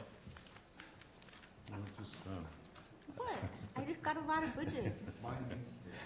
Couple items, and one that she brought up, there is an item on there that could use the CMAQ funding, and that's Valley Springs Phase 2. And we need to get with COG and see if we can get some grant available to finish that project, and it will take up those CMAQ if we can get in a position to go to utilize those funds for, or commit those funds for it before we lose them. So that is one project we can look to utilize and keep those funds here. The other thing I want to bring up is you and I had a conversation, and we met with COG, Melissa at COG yesterday, over Post Street project. And the time frame that you have on here, we were going to change that time frame to 27, 28 for the construction portion of it. Right. So Correct. I want to make sure that that gets done because it's not done here. So the next time I see this project list, it's Right. going to say 27, 28 on it. That's correct, yes. Okay, thank you. I just have one quick question, and this is, me not being on COG and not as educated on how the roads and the money works and everything. Does CMAQ qualify for all Orchard 26 intersections? No? It depends. It depends on It how you. depends on the design and what's going to be done there to qualify for it. Just curious. If we, coming up to that intersection where you get Caltrans, I'm sorry, and you get Caltrans to put in some bike paths, it would qualify. Oh, man. So, or something along those lines, you would qualify for it, but I'm not sure that's going to happen. But maybe the possibility, the design, I don't know. A roundabout would qualify it too, because they don't stop. I'm just telling you what the I'm just telling you what the qualifications are for the CMAQ. My area will crucify me for Yeah. around an hour there. You have to reduce the carbon emissions somehow to qualify for it. It's clean air, It's clean air, mitigation, clean mitigated air Yeah. quality. Ag property right next to it. Yeah, there you go. Thank you. I would like to add, on the slide, I think it's the 5th slide in, on the work that's been done in District 3, the Moran Road was brilliant. It is a major evacuation route, and thank you. And I will say with the Mongie Street, or Mongie Ranch Road, just from an aesthetic point, I would just like, and I'm very sensitive also because of the old Hubbardie Ranch, what have you, that in District 2, that aesthetically these bridges fit with our community. Mongie Ranch Road looks like an on-ramp for the 405 to me. And I know obviously there are all sorts of different codes and what have you that have to be aligned, but I just, again, think we are a rural community, and what used to be a very charming county road is not. Thank you for your work and help with the spillway and the sky-high snowplow. I'm going to talk to you about that still, but I just wanted to thank you for the time and effort that you've put into my district issues as well, so thank you. All right, is there any public comment?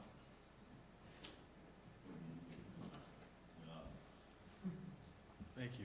Thank you. Good morning. Many of you know me already. My name is Bill Winhold. I am the fire chief for the Central Calaveras Fire District.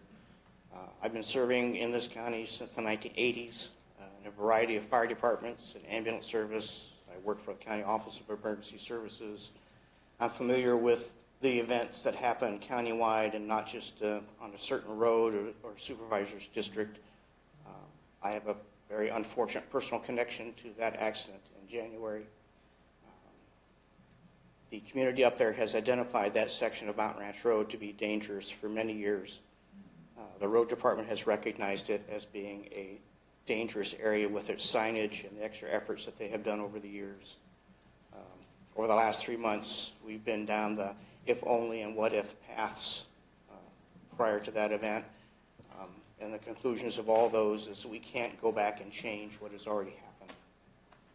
So when you're looking today at Public Works projects, can we do something to mitigate maybe not prevent, but certainly limit the danger and the risk for something tragic like that happening in that same place again.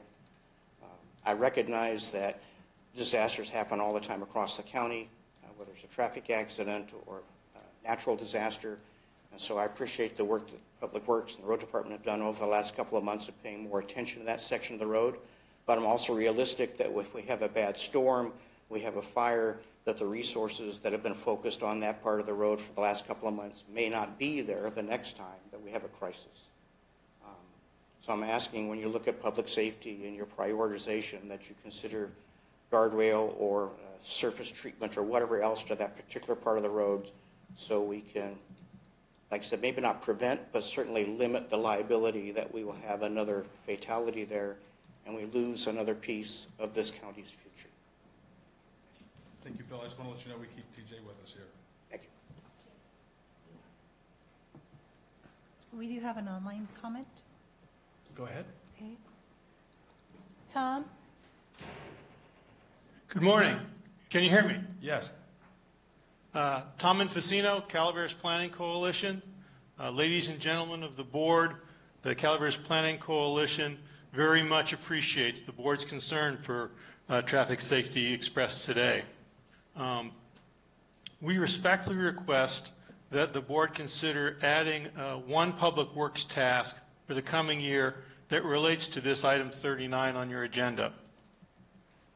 As Supervisor Follendorf mentioned earlier, the board received a very informative report on the barriers to emergency evacuations during flood and fire events recently. The emergency preparedness assessment. That report was prepared with useful input from emergency responders and from the voters in your districts. That report identified hundreds of minor and major roadway maintenance improvements that need to be completed to improve the effectiveness of critical emergency evacuation routes. That report identified funding opportunities. As you saw on the future projects slide, on the very bottom of the list, that the emergency evacuation projects do have available funding. At the time that report came to the Board of Supervisors, you did a good job of identifying a few top priority projects. We ask that the board direct the Public Works Department to begin reviewing, prioritizing, funding, and completing that portion of the remaining projects that are under its jurisdiction. That way, the board will have good information to make clear choices to allocate funding in future years. Because we expect that it will take many years to complete those projects, the community needs implementation to begin soon. We want all the people of Calaveras County to be able to escape from potential deadly emergencies. We all want to provide our brave first responders with safe ingress to and emergencies and safe egress from emergencies. Thank you for considering this request. Thank you. Are there any other online comments? We have no other online requests. Thank you. I'll bring it back to the board. Supervisor I just want to say thank you to Gary for bringing it up. One thing that I've known about, but Milton Road Bridge is something to take a look at and consider if there's been issues. Any other comments? As this is an informational item, we'll say thank you unless there's any other questions you have. No, we'll go back and make some revisions to this proposed program and return back at a future date next month for final approval. Thank you. Okay. Thank you, Kelly. Thank you, Kelly. Thank you, Robert. Thank you, Robert.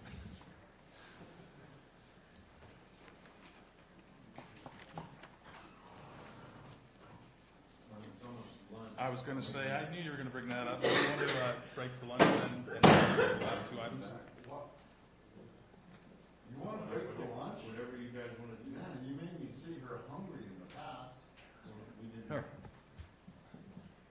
All right. You know what? I would love to break for lunch.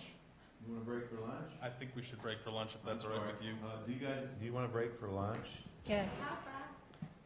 I got a break when I got elected, but I'll take another one. We'll break. I don't know how long the other two items would take.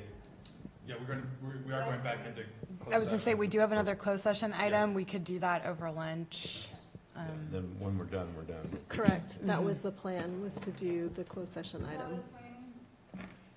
Sorry, planning. Sorry, Jenna. You're gonna be here all day, right? Sorry, Julie. Awesome. So we'll break now at noon and come back at 1 o'clock. Thank you.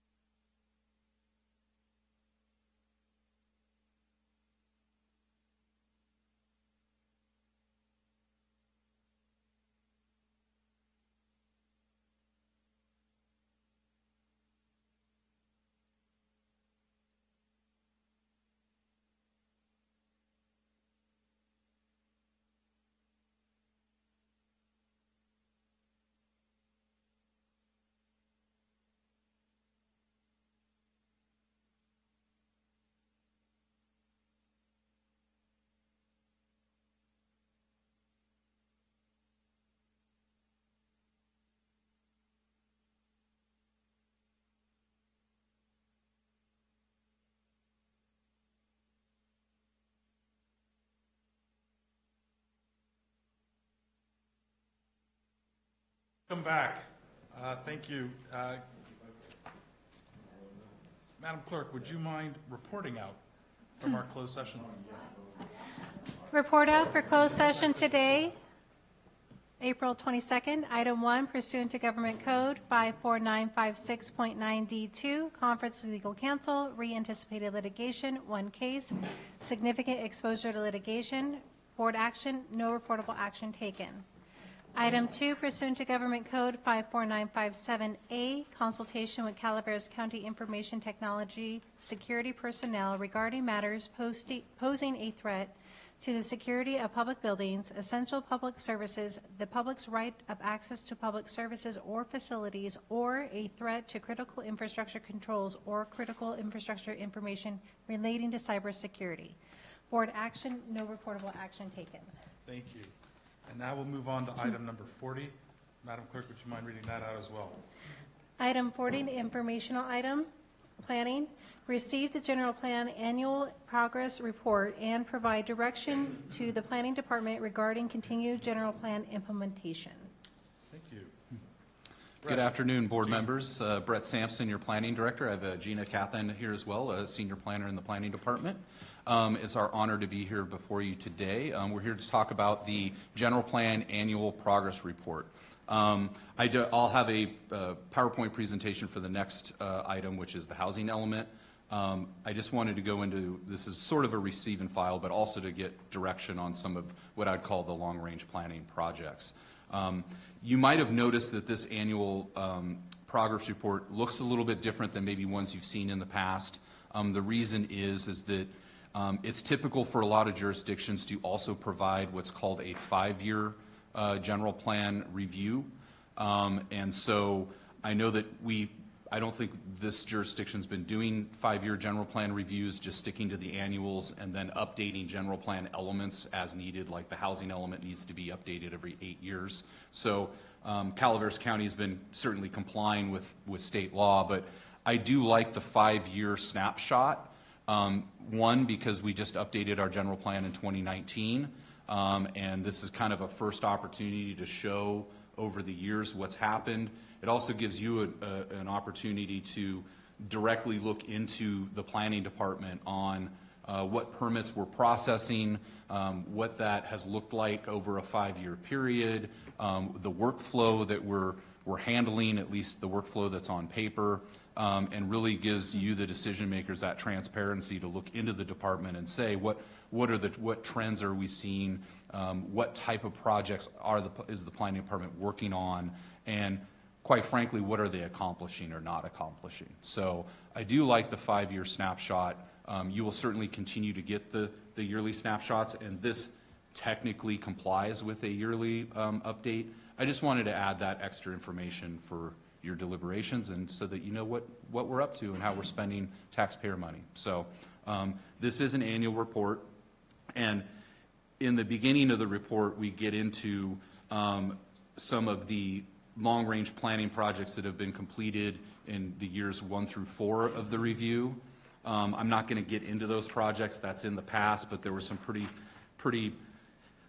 let's say, heavy lifting general plan amendments that were conducted. And then, of course, in 2019, we did a comprehensive general plan update. And so this report also gives you and the public kind of a summary of what was done during that 2019 update. So this is just kind of a refresher for the public of what happened in 2019 and what rules changed and what rules we're playing by now. So really it's page 9 of the report that gets into what was done in the last year, and then we'll flow forward into this next year. So there is the general plan implementation program.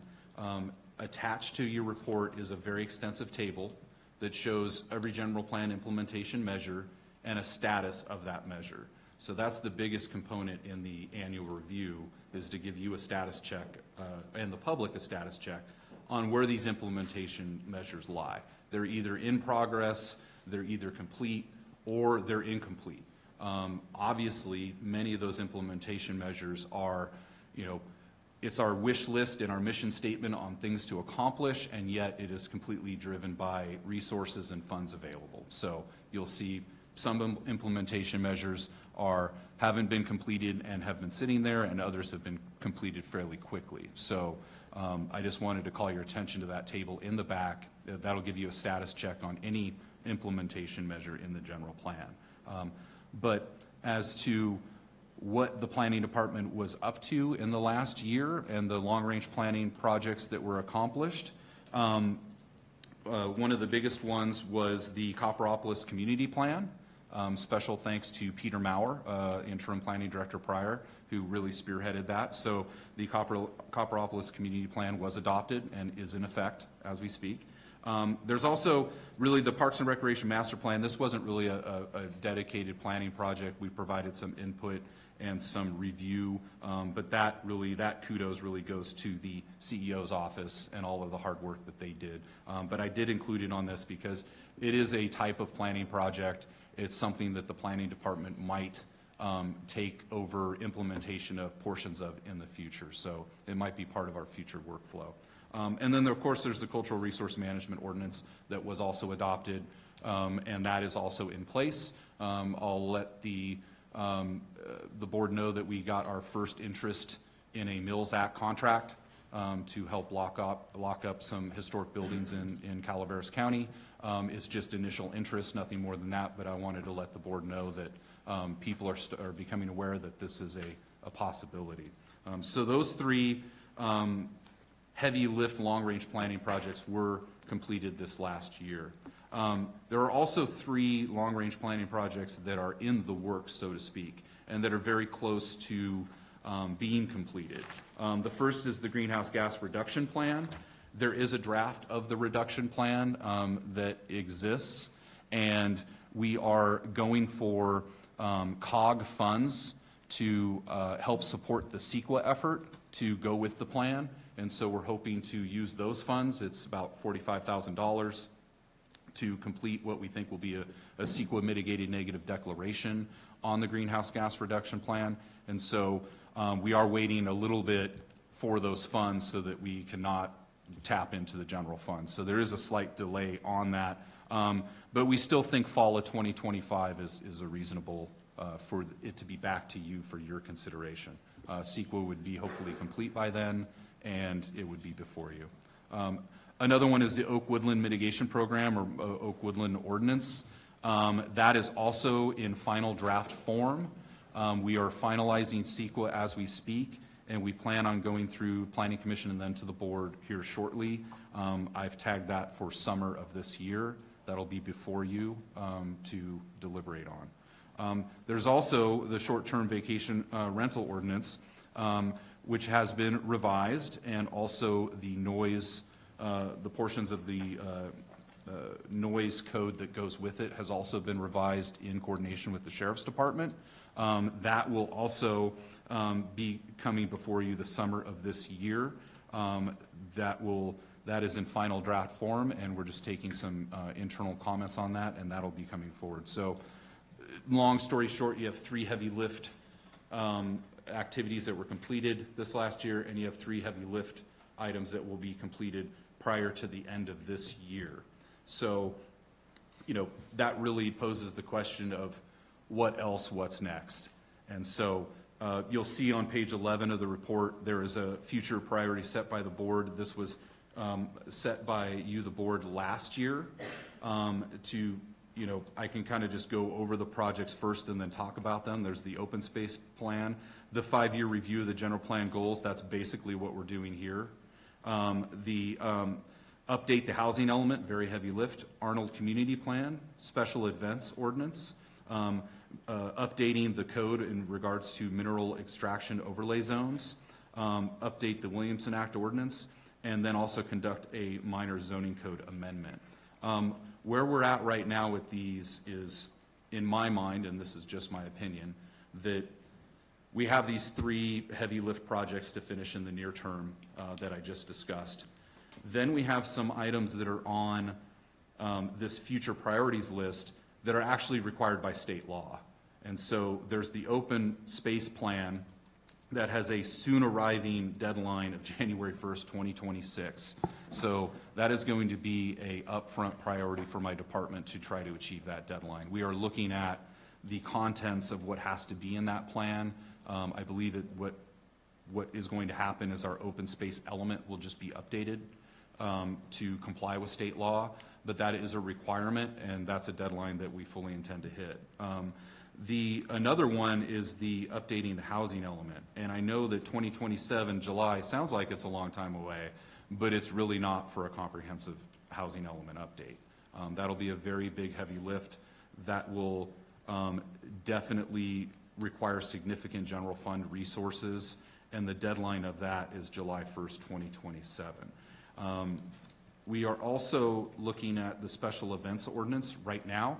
We have drafted some amendments to the special events ordinance. This is one, because it's on the future priorities list, but two, we're running into issues of, we're kind of in this gray area of is a wedding defined as a special event? What is a wedding? And, are they allowed in this county or are they not allowed in this county? So we're putting forth an effort to really clarify what a special event is and where weddings fall into that and what you would have to do. Do we allow weddings in this county or not? In certain zones or not. We allow in certain zoning and up to a certain amount, You but mean the event itself, if they're putting on a huge event, not just getting married in the county? no, we would allow, Clarifying that. what we're trying to do is clarify the in-between. Not I'm having a wedding for my brother-in-law, or I'm having, a very large birthday party or something to that effect. It's really these private institutions that are acting as a commercial wedding event, and we need to give them a process so that they don't adversely affect their neighbors, but yet they are allowed to conduct a business in certain zones. But it would be conditionally approved. Thank you for clarifying that. As a general safety item, I would suggest that we don't allow them anywhere, anytime. Comment noted, sir.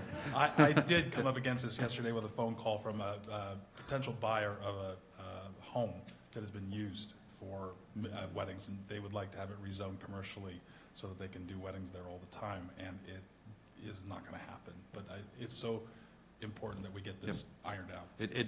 The public needs clarity. I need clarity in my determinations, and then you need also clarity into making your decisions and explaining it to your constituents. We're kind of in a gray area right now, and we need to get out of it. So that's why special events is kind of on the forefront. So for these future priorities, we have three. The special events ordinance isn't that big of a heavy lift, but the housing element open space plan are very big, heavy lifts. And so with three long-range planning projects to finish, with three that are absolute, priorities with deadlines, there are these other projects that are on this list per board priorities.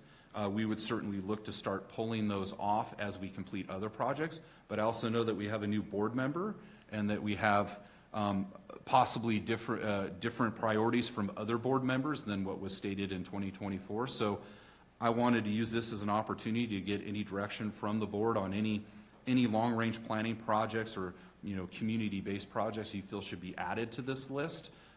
Certainly, future updates are very possible because we have a lot of work to do before we can even get to that what next project there is. So certainly you can think about it and provide direction later at another board item, but certainly you could give direction today as well if there's something that's really on the front burner for you. No, any time, you can even email them to me, and certainly, like I said, with the amount of time that's going to pass between finishing these 6 projects, there'll be other bites at the apple, let's just say that. Supervisor Stopper? Ms. Fulmer? No, go ahead. I just want to say thank you, and all these projects are definitely still on my radar. Just reiterating with the special permits and the suggestions I made during the Parks and Rec meeting, I would like those to be considerations as far as we can stay within the guidelines of CEQA and everything else. Supervisor Fallendorf?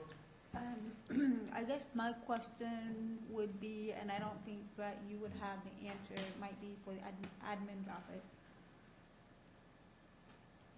These past priorities tied into strategic planning. And so how are we addressing strategic plan for the next 5 years with tying into our priorities and accomplishments? So I guess that would be my go-to is what are those goals as a county as a whole for the next 5, and then plug those in while recognizing that there are some things that we do need to address. I think Gary's gonna bring one up. But, you know, there's those little nuances. But I would feel better if I kind of knew what overall the county goal is before I drop ideas on you. That's a fair point. And certainly this is geared towards specifically general plan policies, and certainly the strategic plan could have some things in it that are, you know, want to be discussed in a holistic way and brought forward. So to Supervisor Fallendorf's question, we will be going through another strategic planning process this summer in order for the board to identify what your priorities are for the next 5 years. I think right now what our planning director is indicating is that he has enough on his plate that probably if he gets additional recommendations by this summer, it would be fine to Absolutely. incorporate those at that time. Absolutely. This is really just the first opportunity, and certainly there'd be other opportunities beyond that as well, because these are definitely slower projects, heavy lift projects, and, you know, the time that they take is considerable. What's in front of you now, I'm fine with. I think there's a couple of these that I think a couple of us have been here for a while, we would love to see off this list. So whatever support you need to get them done, get them done. Fantastic. Supervisor Toffenelli? Yeah, I just want to bring up, again, I've been on the board for a long time, and there was a former supervisor that was really pushing an ordinance called the Dark Sky Ordinance. And we started, and Gina knows we've started on it and stopped on it, and didn't, we still haven't got that before us. And maybe Gina can speak to it, but if we can get that on the list, doesn't have to be one of these priorities, but. How do you feel about that District 3? Is she watching? Is she watching the meeting? I don't know if she is or not. But So if you recall, we did roll in a whole new lighting section of the zoning code when we updated it last summer. So if you think that that needs to be more, different, whatever direction you feel that we need to take, then certainly we can have that discussion. But at this point, we feel that we've accomplished that dark sky ordinance with the language that is now in Title 17. Yeah, we don't, I believe at this point with the new code, you know, what's called light spillage from a property line is not allowed. That was more what that covered, was the light coverage, like a bright light on somebody else's property versus a light going up in the air. So I'll revisit it, but I think there was some controversy about it actually being a dark sky ordinance versus property infringement. So, Supervisor, I know that Michelle Plotnick was very passionate about that as well, so I can ask her. Yes, she was. Any other questions? Supervisor Stauber? I just want to say thank you for talking about the 5-year. We had this discussion about the general plan when we did it, and also the strategic plan. Thank you for bringing that up, Supervisor Fullendorf. You know, not something to be set on the bookshelf, something to stay on the desk, and things are fluid. Laws change, and direction of the county may change. So, thank you. Thank you. Is there any public comment regarding this item? We do have online public comment. Go ahead. Tom? Good afternoon, ladies and gentlemen of the board. Can you hear me? Yes, yes we can. Tom Infacino, Calaveras Planning Coalition. We at the Calaveras Planning Coalition thank you for the opportunity to address the Planning Department's General Plan Implementation Report, item 40 on your agenda today. First, we thank the Planning Department staff, the Planning Commission, and the Board of Supervisors for their work implementing the general plan this past year. These efforts include approval of the zoning ordinance update, the Parks and Recreation Master Plan, the Cultural Resources Management Ordinance, and, of course, the Copperopolis Community Plan. Second, we look forward to the county adopting the greenhouse gas reduction measures and the Oak Woodland Ordinance later this year. Third, we support the county's continued work on the general plan implementation priorities set by the board in August of 2024. We agree that top priorities include timely completing the open space element update by the January 1, 2026 deadline and the housing element update by the July 1st, 2027 deadline. We hope that the Planning Department will allow and seriously consider a full spectrum of public input when it provides suggestions for general plan improvements as part of its 5-year general plan review. We continue to hope that the Planning Department will work with the residents of Arnold to draft design guidelines at the same time the department helps draft the community plan. We are also hopeful that the Planning Department will give serious consideration to the suggestions we made during the zoning ordinance update process to improve fire safety of special events as the department updates the special events ordinance. Thank you. Thank you, Tom. Is there any other board comment? I just had a quick question. Are these 2 documents that we got last time still good for Monday? Yes. Okay, perfect. Thank you. And I would just add, it did come up where we're also looking, and this is for the board, we are looking to continually do minor zoning code updates, ensure there's consistency. You know, it's like dropping a pebble in a pond. When you do an update, you find things later on that are inconsistent with the update that you conducted. And so we're finding little glitches throughout the zoning code. And so we are working on doing a minor zoning code update as well moving forward. If the board or your constituents ever come across anything they find that is just egregious or this contradicts something else in another chapter, feel free to email myself or planning staff, and we will add that to the list of amendments to make. Thank you. We'll move on now to item number 41. Madam Clerk. Item 41, informational item, planning. Receive a presentation on the 2024 Housing Element Annual Report to the California Department of Housing and Community Development.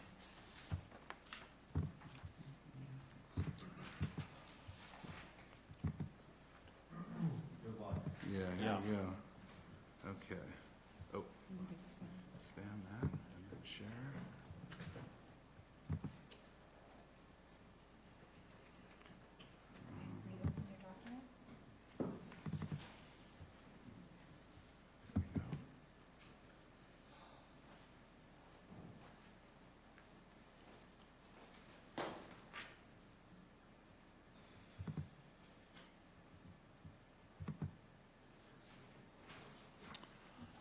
Sorry, really quickly. You're not sharing. Oh, is it not? Oh, is it not sharing? It's sharing on the screen.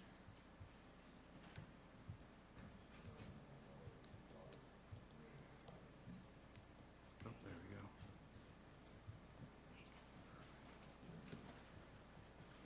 There we go. All right. Now we're good.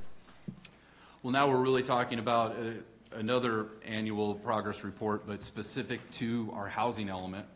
This progress report is required by state law, and the deadline was April 1st to post it up to the state's website, and we have done that. We beat the deadline. And if for some reason we had any changes to this report, we could always refile another updated report, but we did make the deadline. And this is our yearly housing element progress report.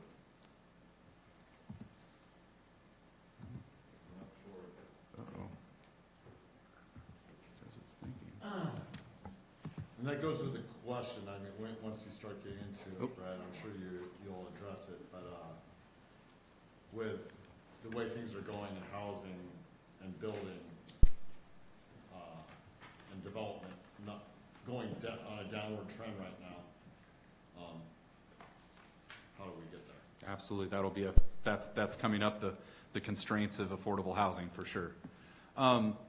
This is just an overview, and these are some general questions that I'll get into in some later slides. But what is the housing element?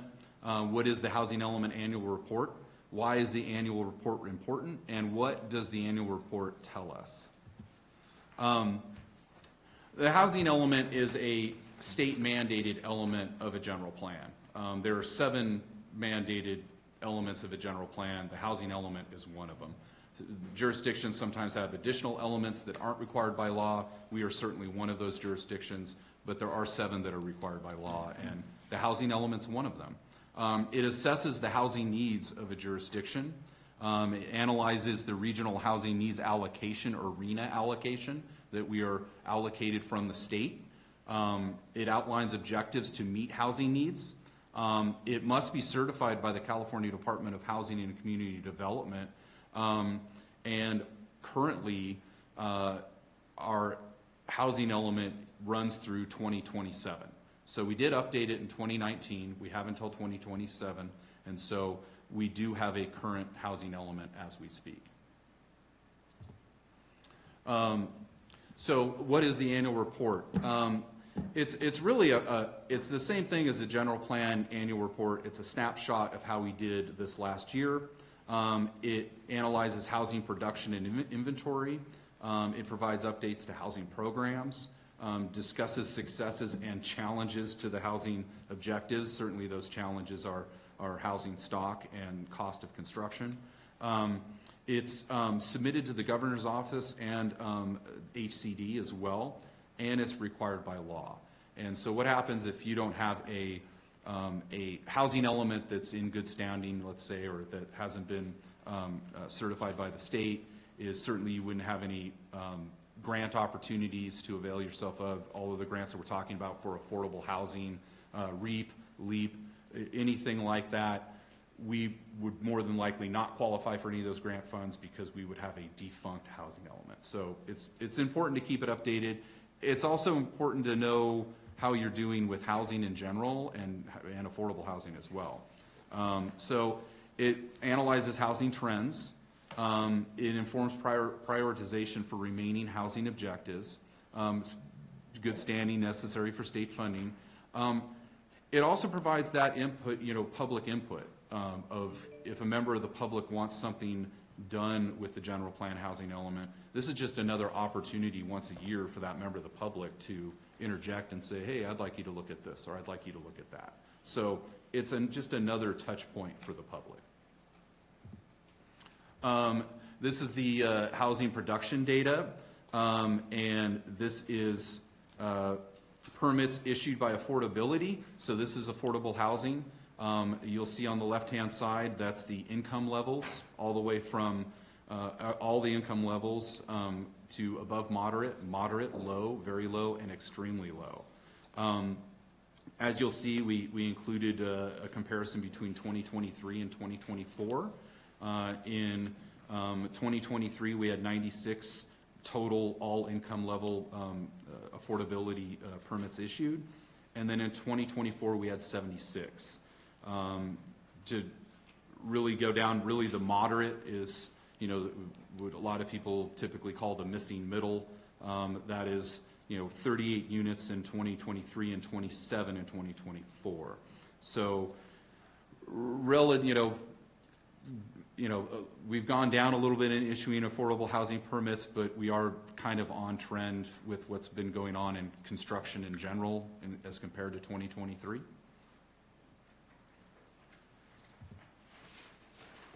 Here's our housing inventory data. This is housing units and basically number of completed units. And again, we're looking at certificates of occupancy. And this is really the what I call the table of all tables. This is the state's table. This is our table. This is how we're doing on our RENA numbers and how the state would interpret how we're doing on our RENA numbers.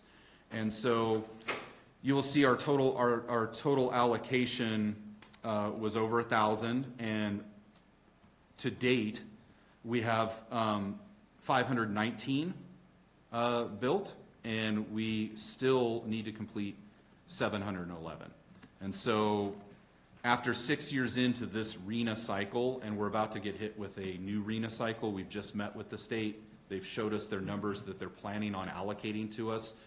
They're relatively the same as what you're seeing here. There's not a big increase in allocation or a big decrease. It's a different number, but it's in the same ballpark as these numbers. But after 6 years in, we've achieved roughly 42% of our RENA goal. To be on track in this cycle, we should be at 75%. And so, we are behind the curve, so to speak, in achieving our RENA numbers. Now, a lot of things go into that.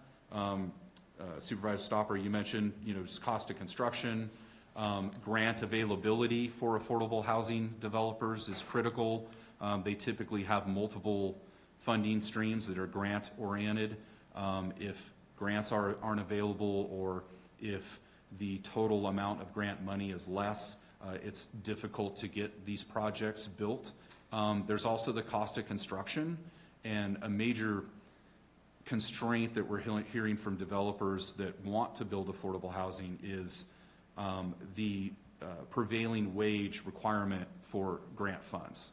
And so prevailing wage really increases the cost of construction across the board. And so this isn't true all the time, but it's been my experience that kind of where grants have gone in prevailing wage, that you basically need the grant to pay for the prevailing wage, and that's all you get out of it. And so that's not true all the time. There's different instances where that moves, but prevailing wage is definitely a constraint. Getting approvals through local jurisdictions can be a constraint as well. Maybe somebody's proposing an affordable housing project that the decision makers feel is in a bad location or isn't a good project. So these are all discretionary projects as well. So there's quite a few constraints to this, but we are making progress. We are at 42%.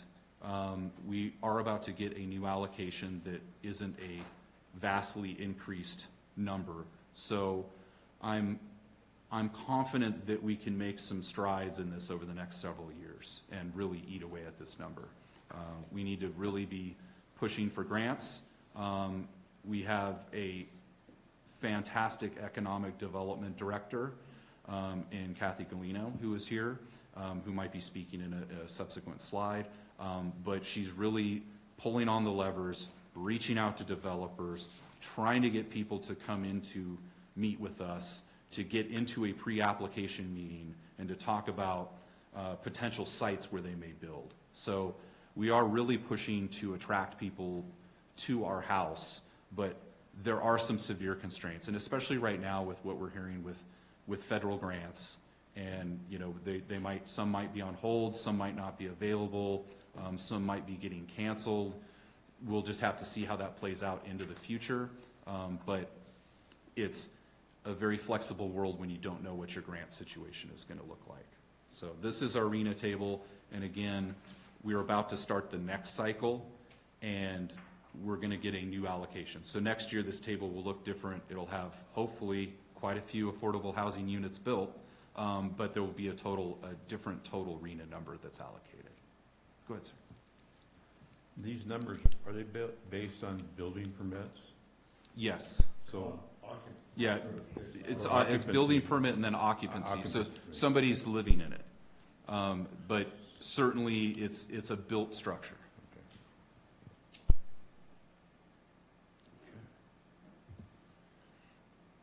Some recent program updates. There was the zoning ordinance effort that occurred, and there were development standards included for supportive housing.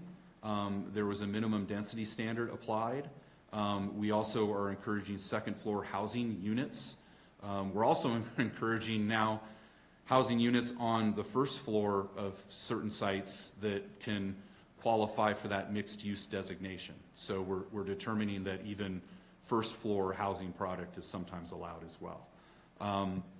We also reduced parking for multifamily housing. So that's another incentive to incentivize certainly multifamily housing, but just housing in general. We also included mobile and manufacturing housing in H-2F, co-housing, farm worker housing, single-room occupancy units, and group homes. So the long story short from these programs, when you guys updated your code, the decision makers really made a fundamental decision to make housing as flexible as you possibly could. And you added in some perks, some design standards, relief, and then also added in some additional definitions like for group homes and farm worker housing to allow for different types of housing types. So that was a fundamental decision that the board made in 2019. Some more program updates. Conducted a vacant land inventory. Also, the REAP and PLHA grants as well. We also identified surplus land. We also have implemented housing choice vouchers and also identified reasonable accommodation for persons with disabilities. And that's a fantastic thing to implement, certainly for accommodations and for people with housing, certain housing needs. Many times it's a combination of issues that are denying somebody adequate housing. It's not just one thing, it's many things. So I think the menu of options that you approved in the update was critical. We also, as far as ongoing programs, we have rehabilitation funds. We are acting for the preservation of properties, energy conservation, and also we have down payment assistance. And we have a program update. I didn't know, Kathy, if you wanted to come on up and Good morning, Chair Huberty, Honorable Board. Kathy Galino, your Economic and Community Development Director. And so PLHA is the permanent local housing allocation that the county receives as an allocation from the state. We have 3 programs that are active. The Down Payment Assistance Program, which is actually administered through Health and Human Services Agency, Lee Kimball. Also, we have our Home Accessibility Modification Program, which is great. We also partner with Habitat for Humanity because they have a similar program for helping homeowners stay safe in their homes. And then last but not least is the pre-development and utility offsets that we just rolled out. And we are extending the deadline for that application process to April 30th. We have received a couple of applications, so very exciting, and that will be coming back to the board for a ranking of those projects and funding opportunities for development.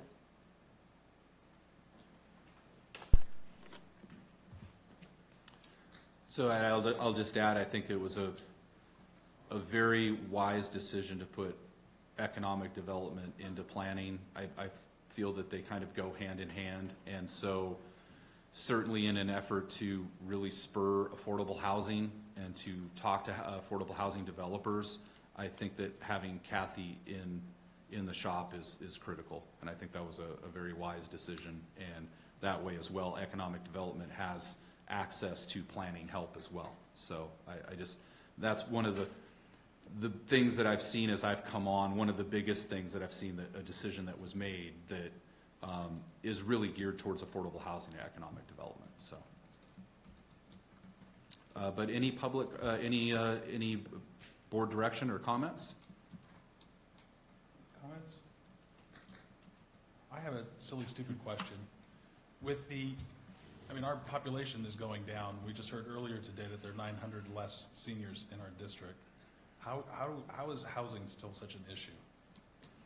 Yeah, it's the affordability issue is the big tantamount. It's tantamount. It's the price tag. There isn't an issue 500 and above. Right. There's a huge issue in below that mark, and there's a huge issue in somebody who even makes. Let's just talk about that missing middle and what it takes to get housing if you're in that missing middle.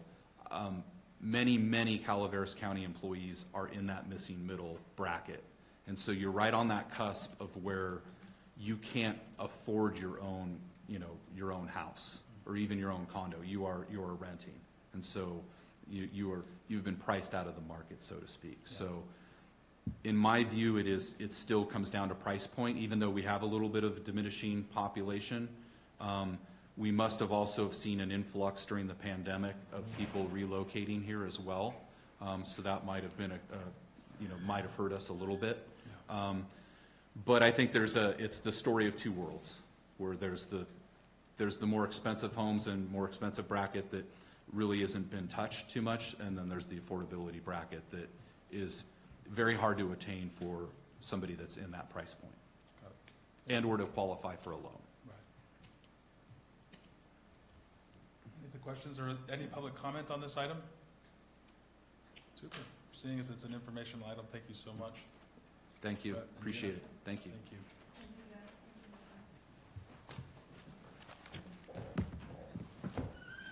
Thank you, Kat. Thank you, Julie. Thanks, Julie.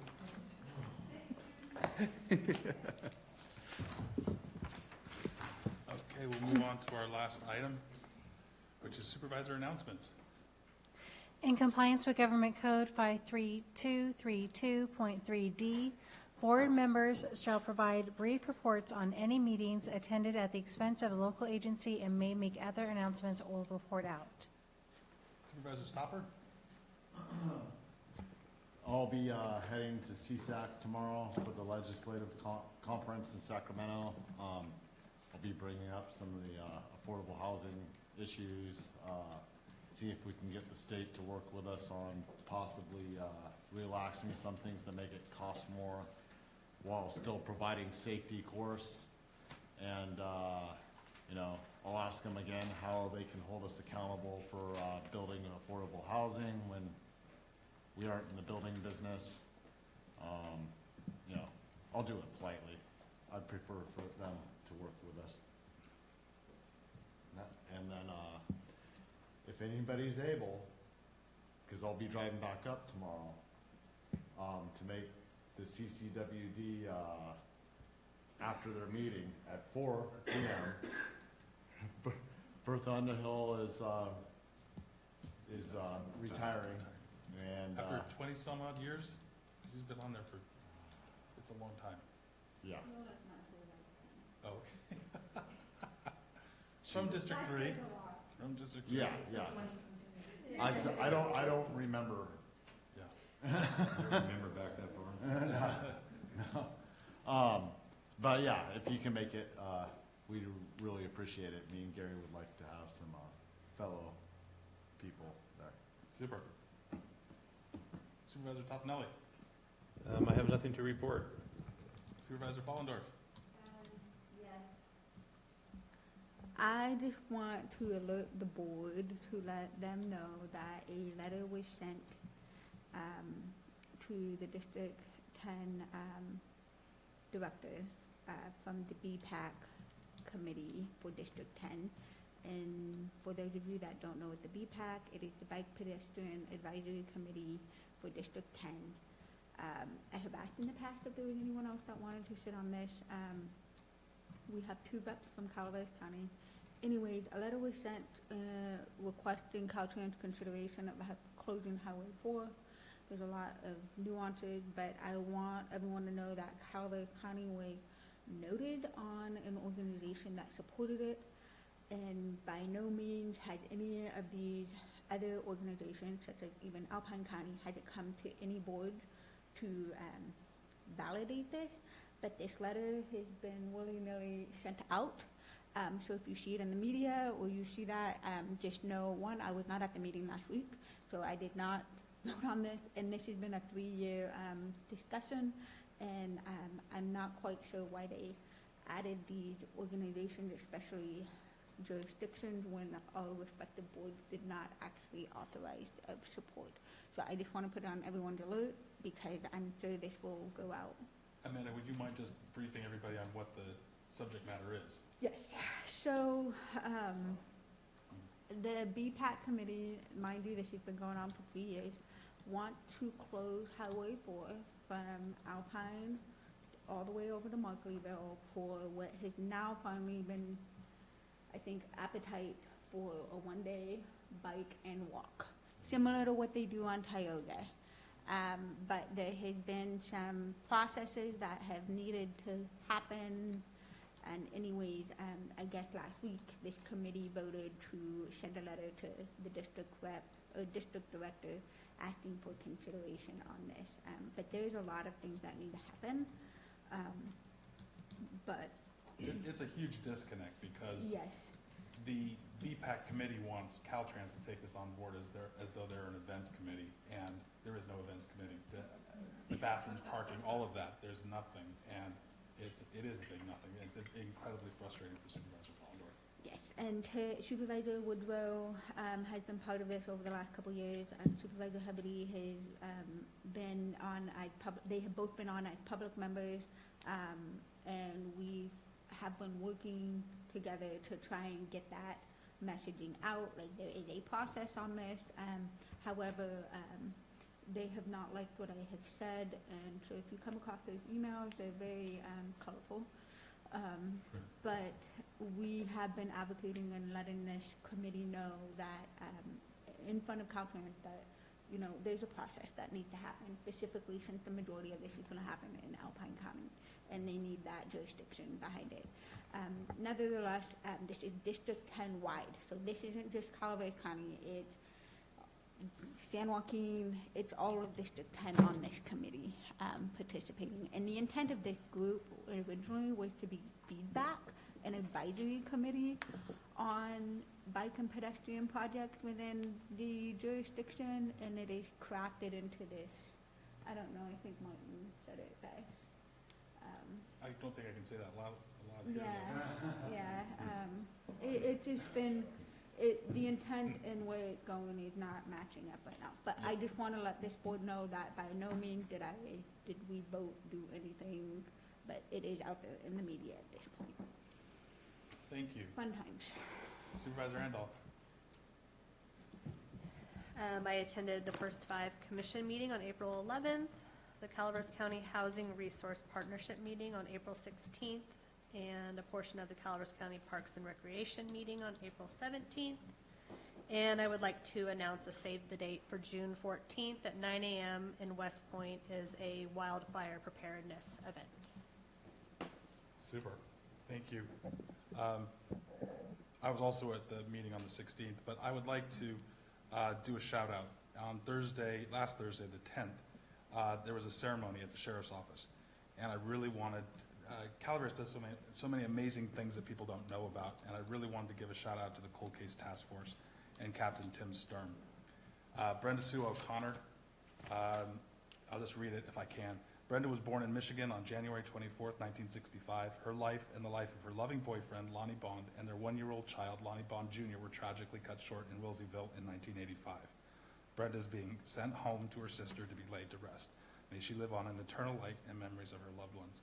I think the fact that they were able to identify her, cremate her remains, and send them back to Florida for her sister was so commendable, and finally give closure to the family. So, thank you. They've solved a tremendous amount of cold cases recently, something to very noteworthy. Yeah, and it's all done via their commitment to do fundraisers and fund the DNA research. They're not getting it any other way, except for putting their hand out, which is fantastic. So that's it. Thank you. Anybody else? Susan, CEO, County Council. Oh, perfect. Thank you all.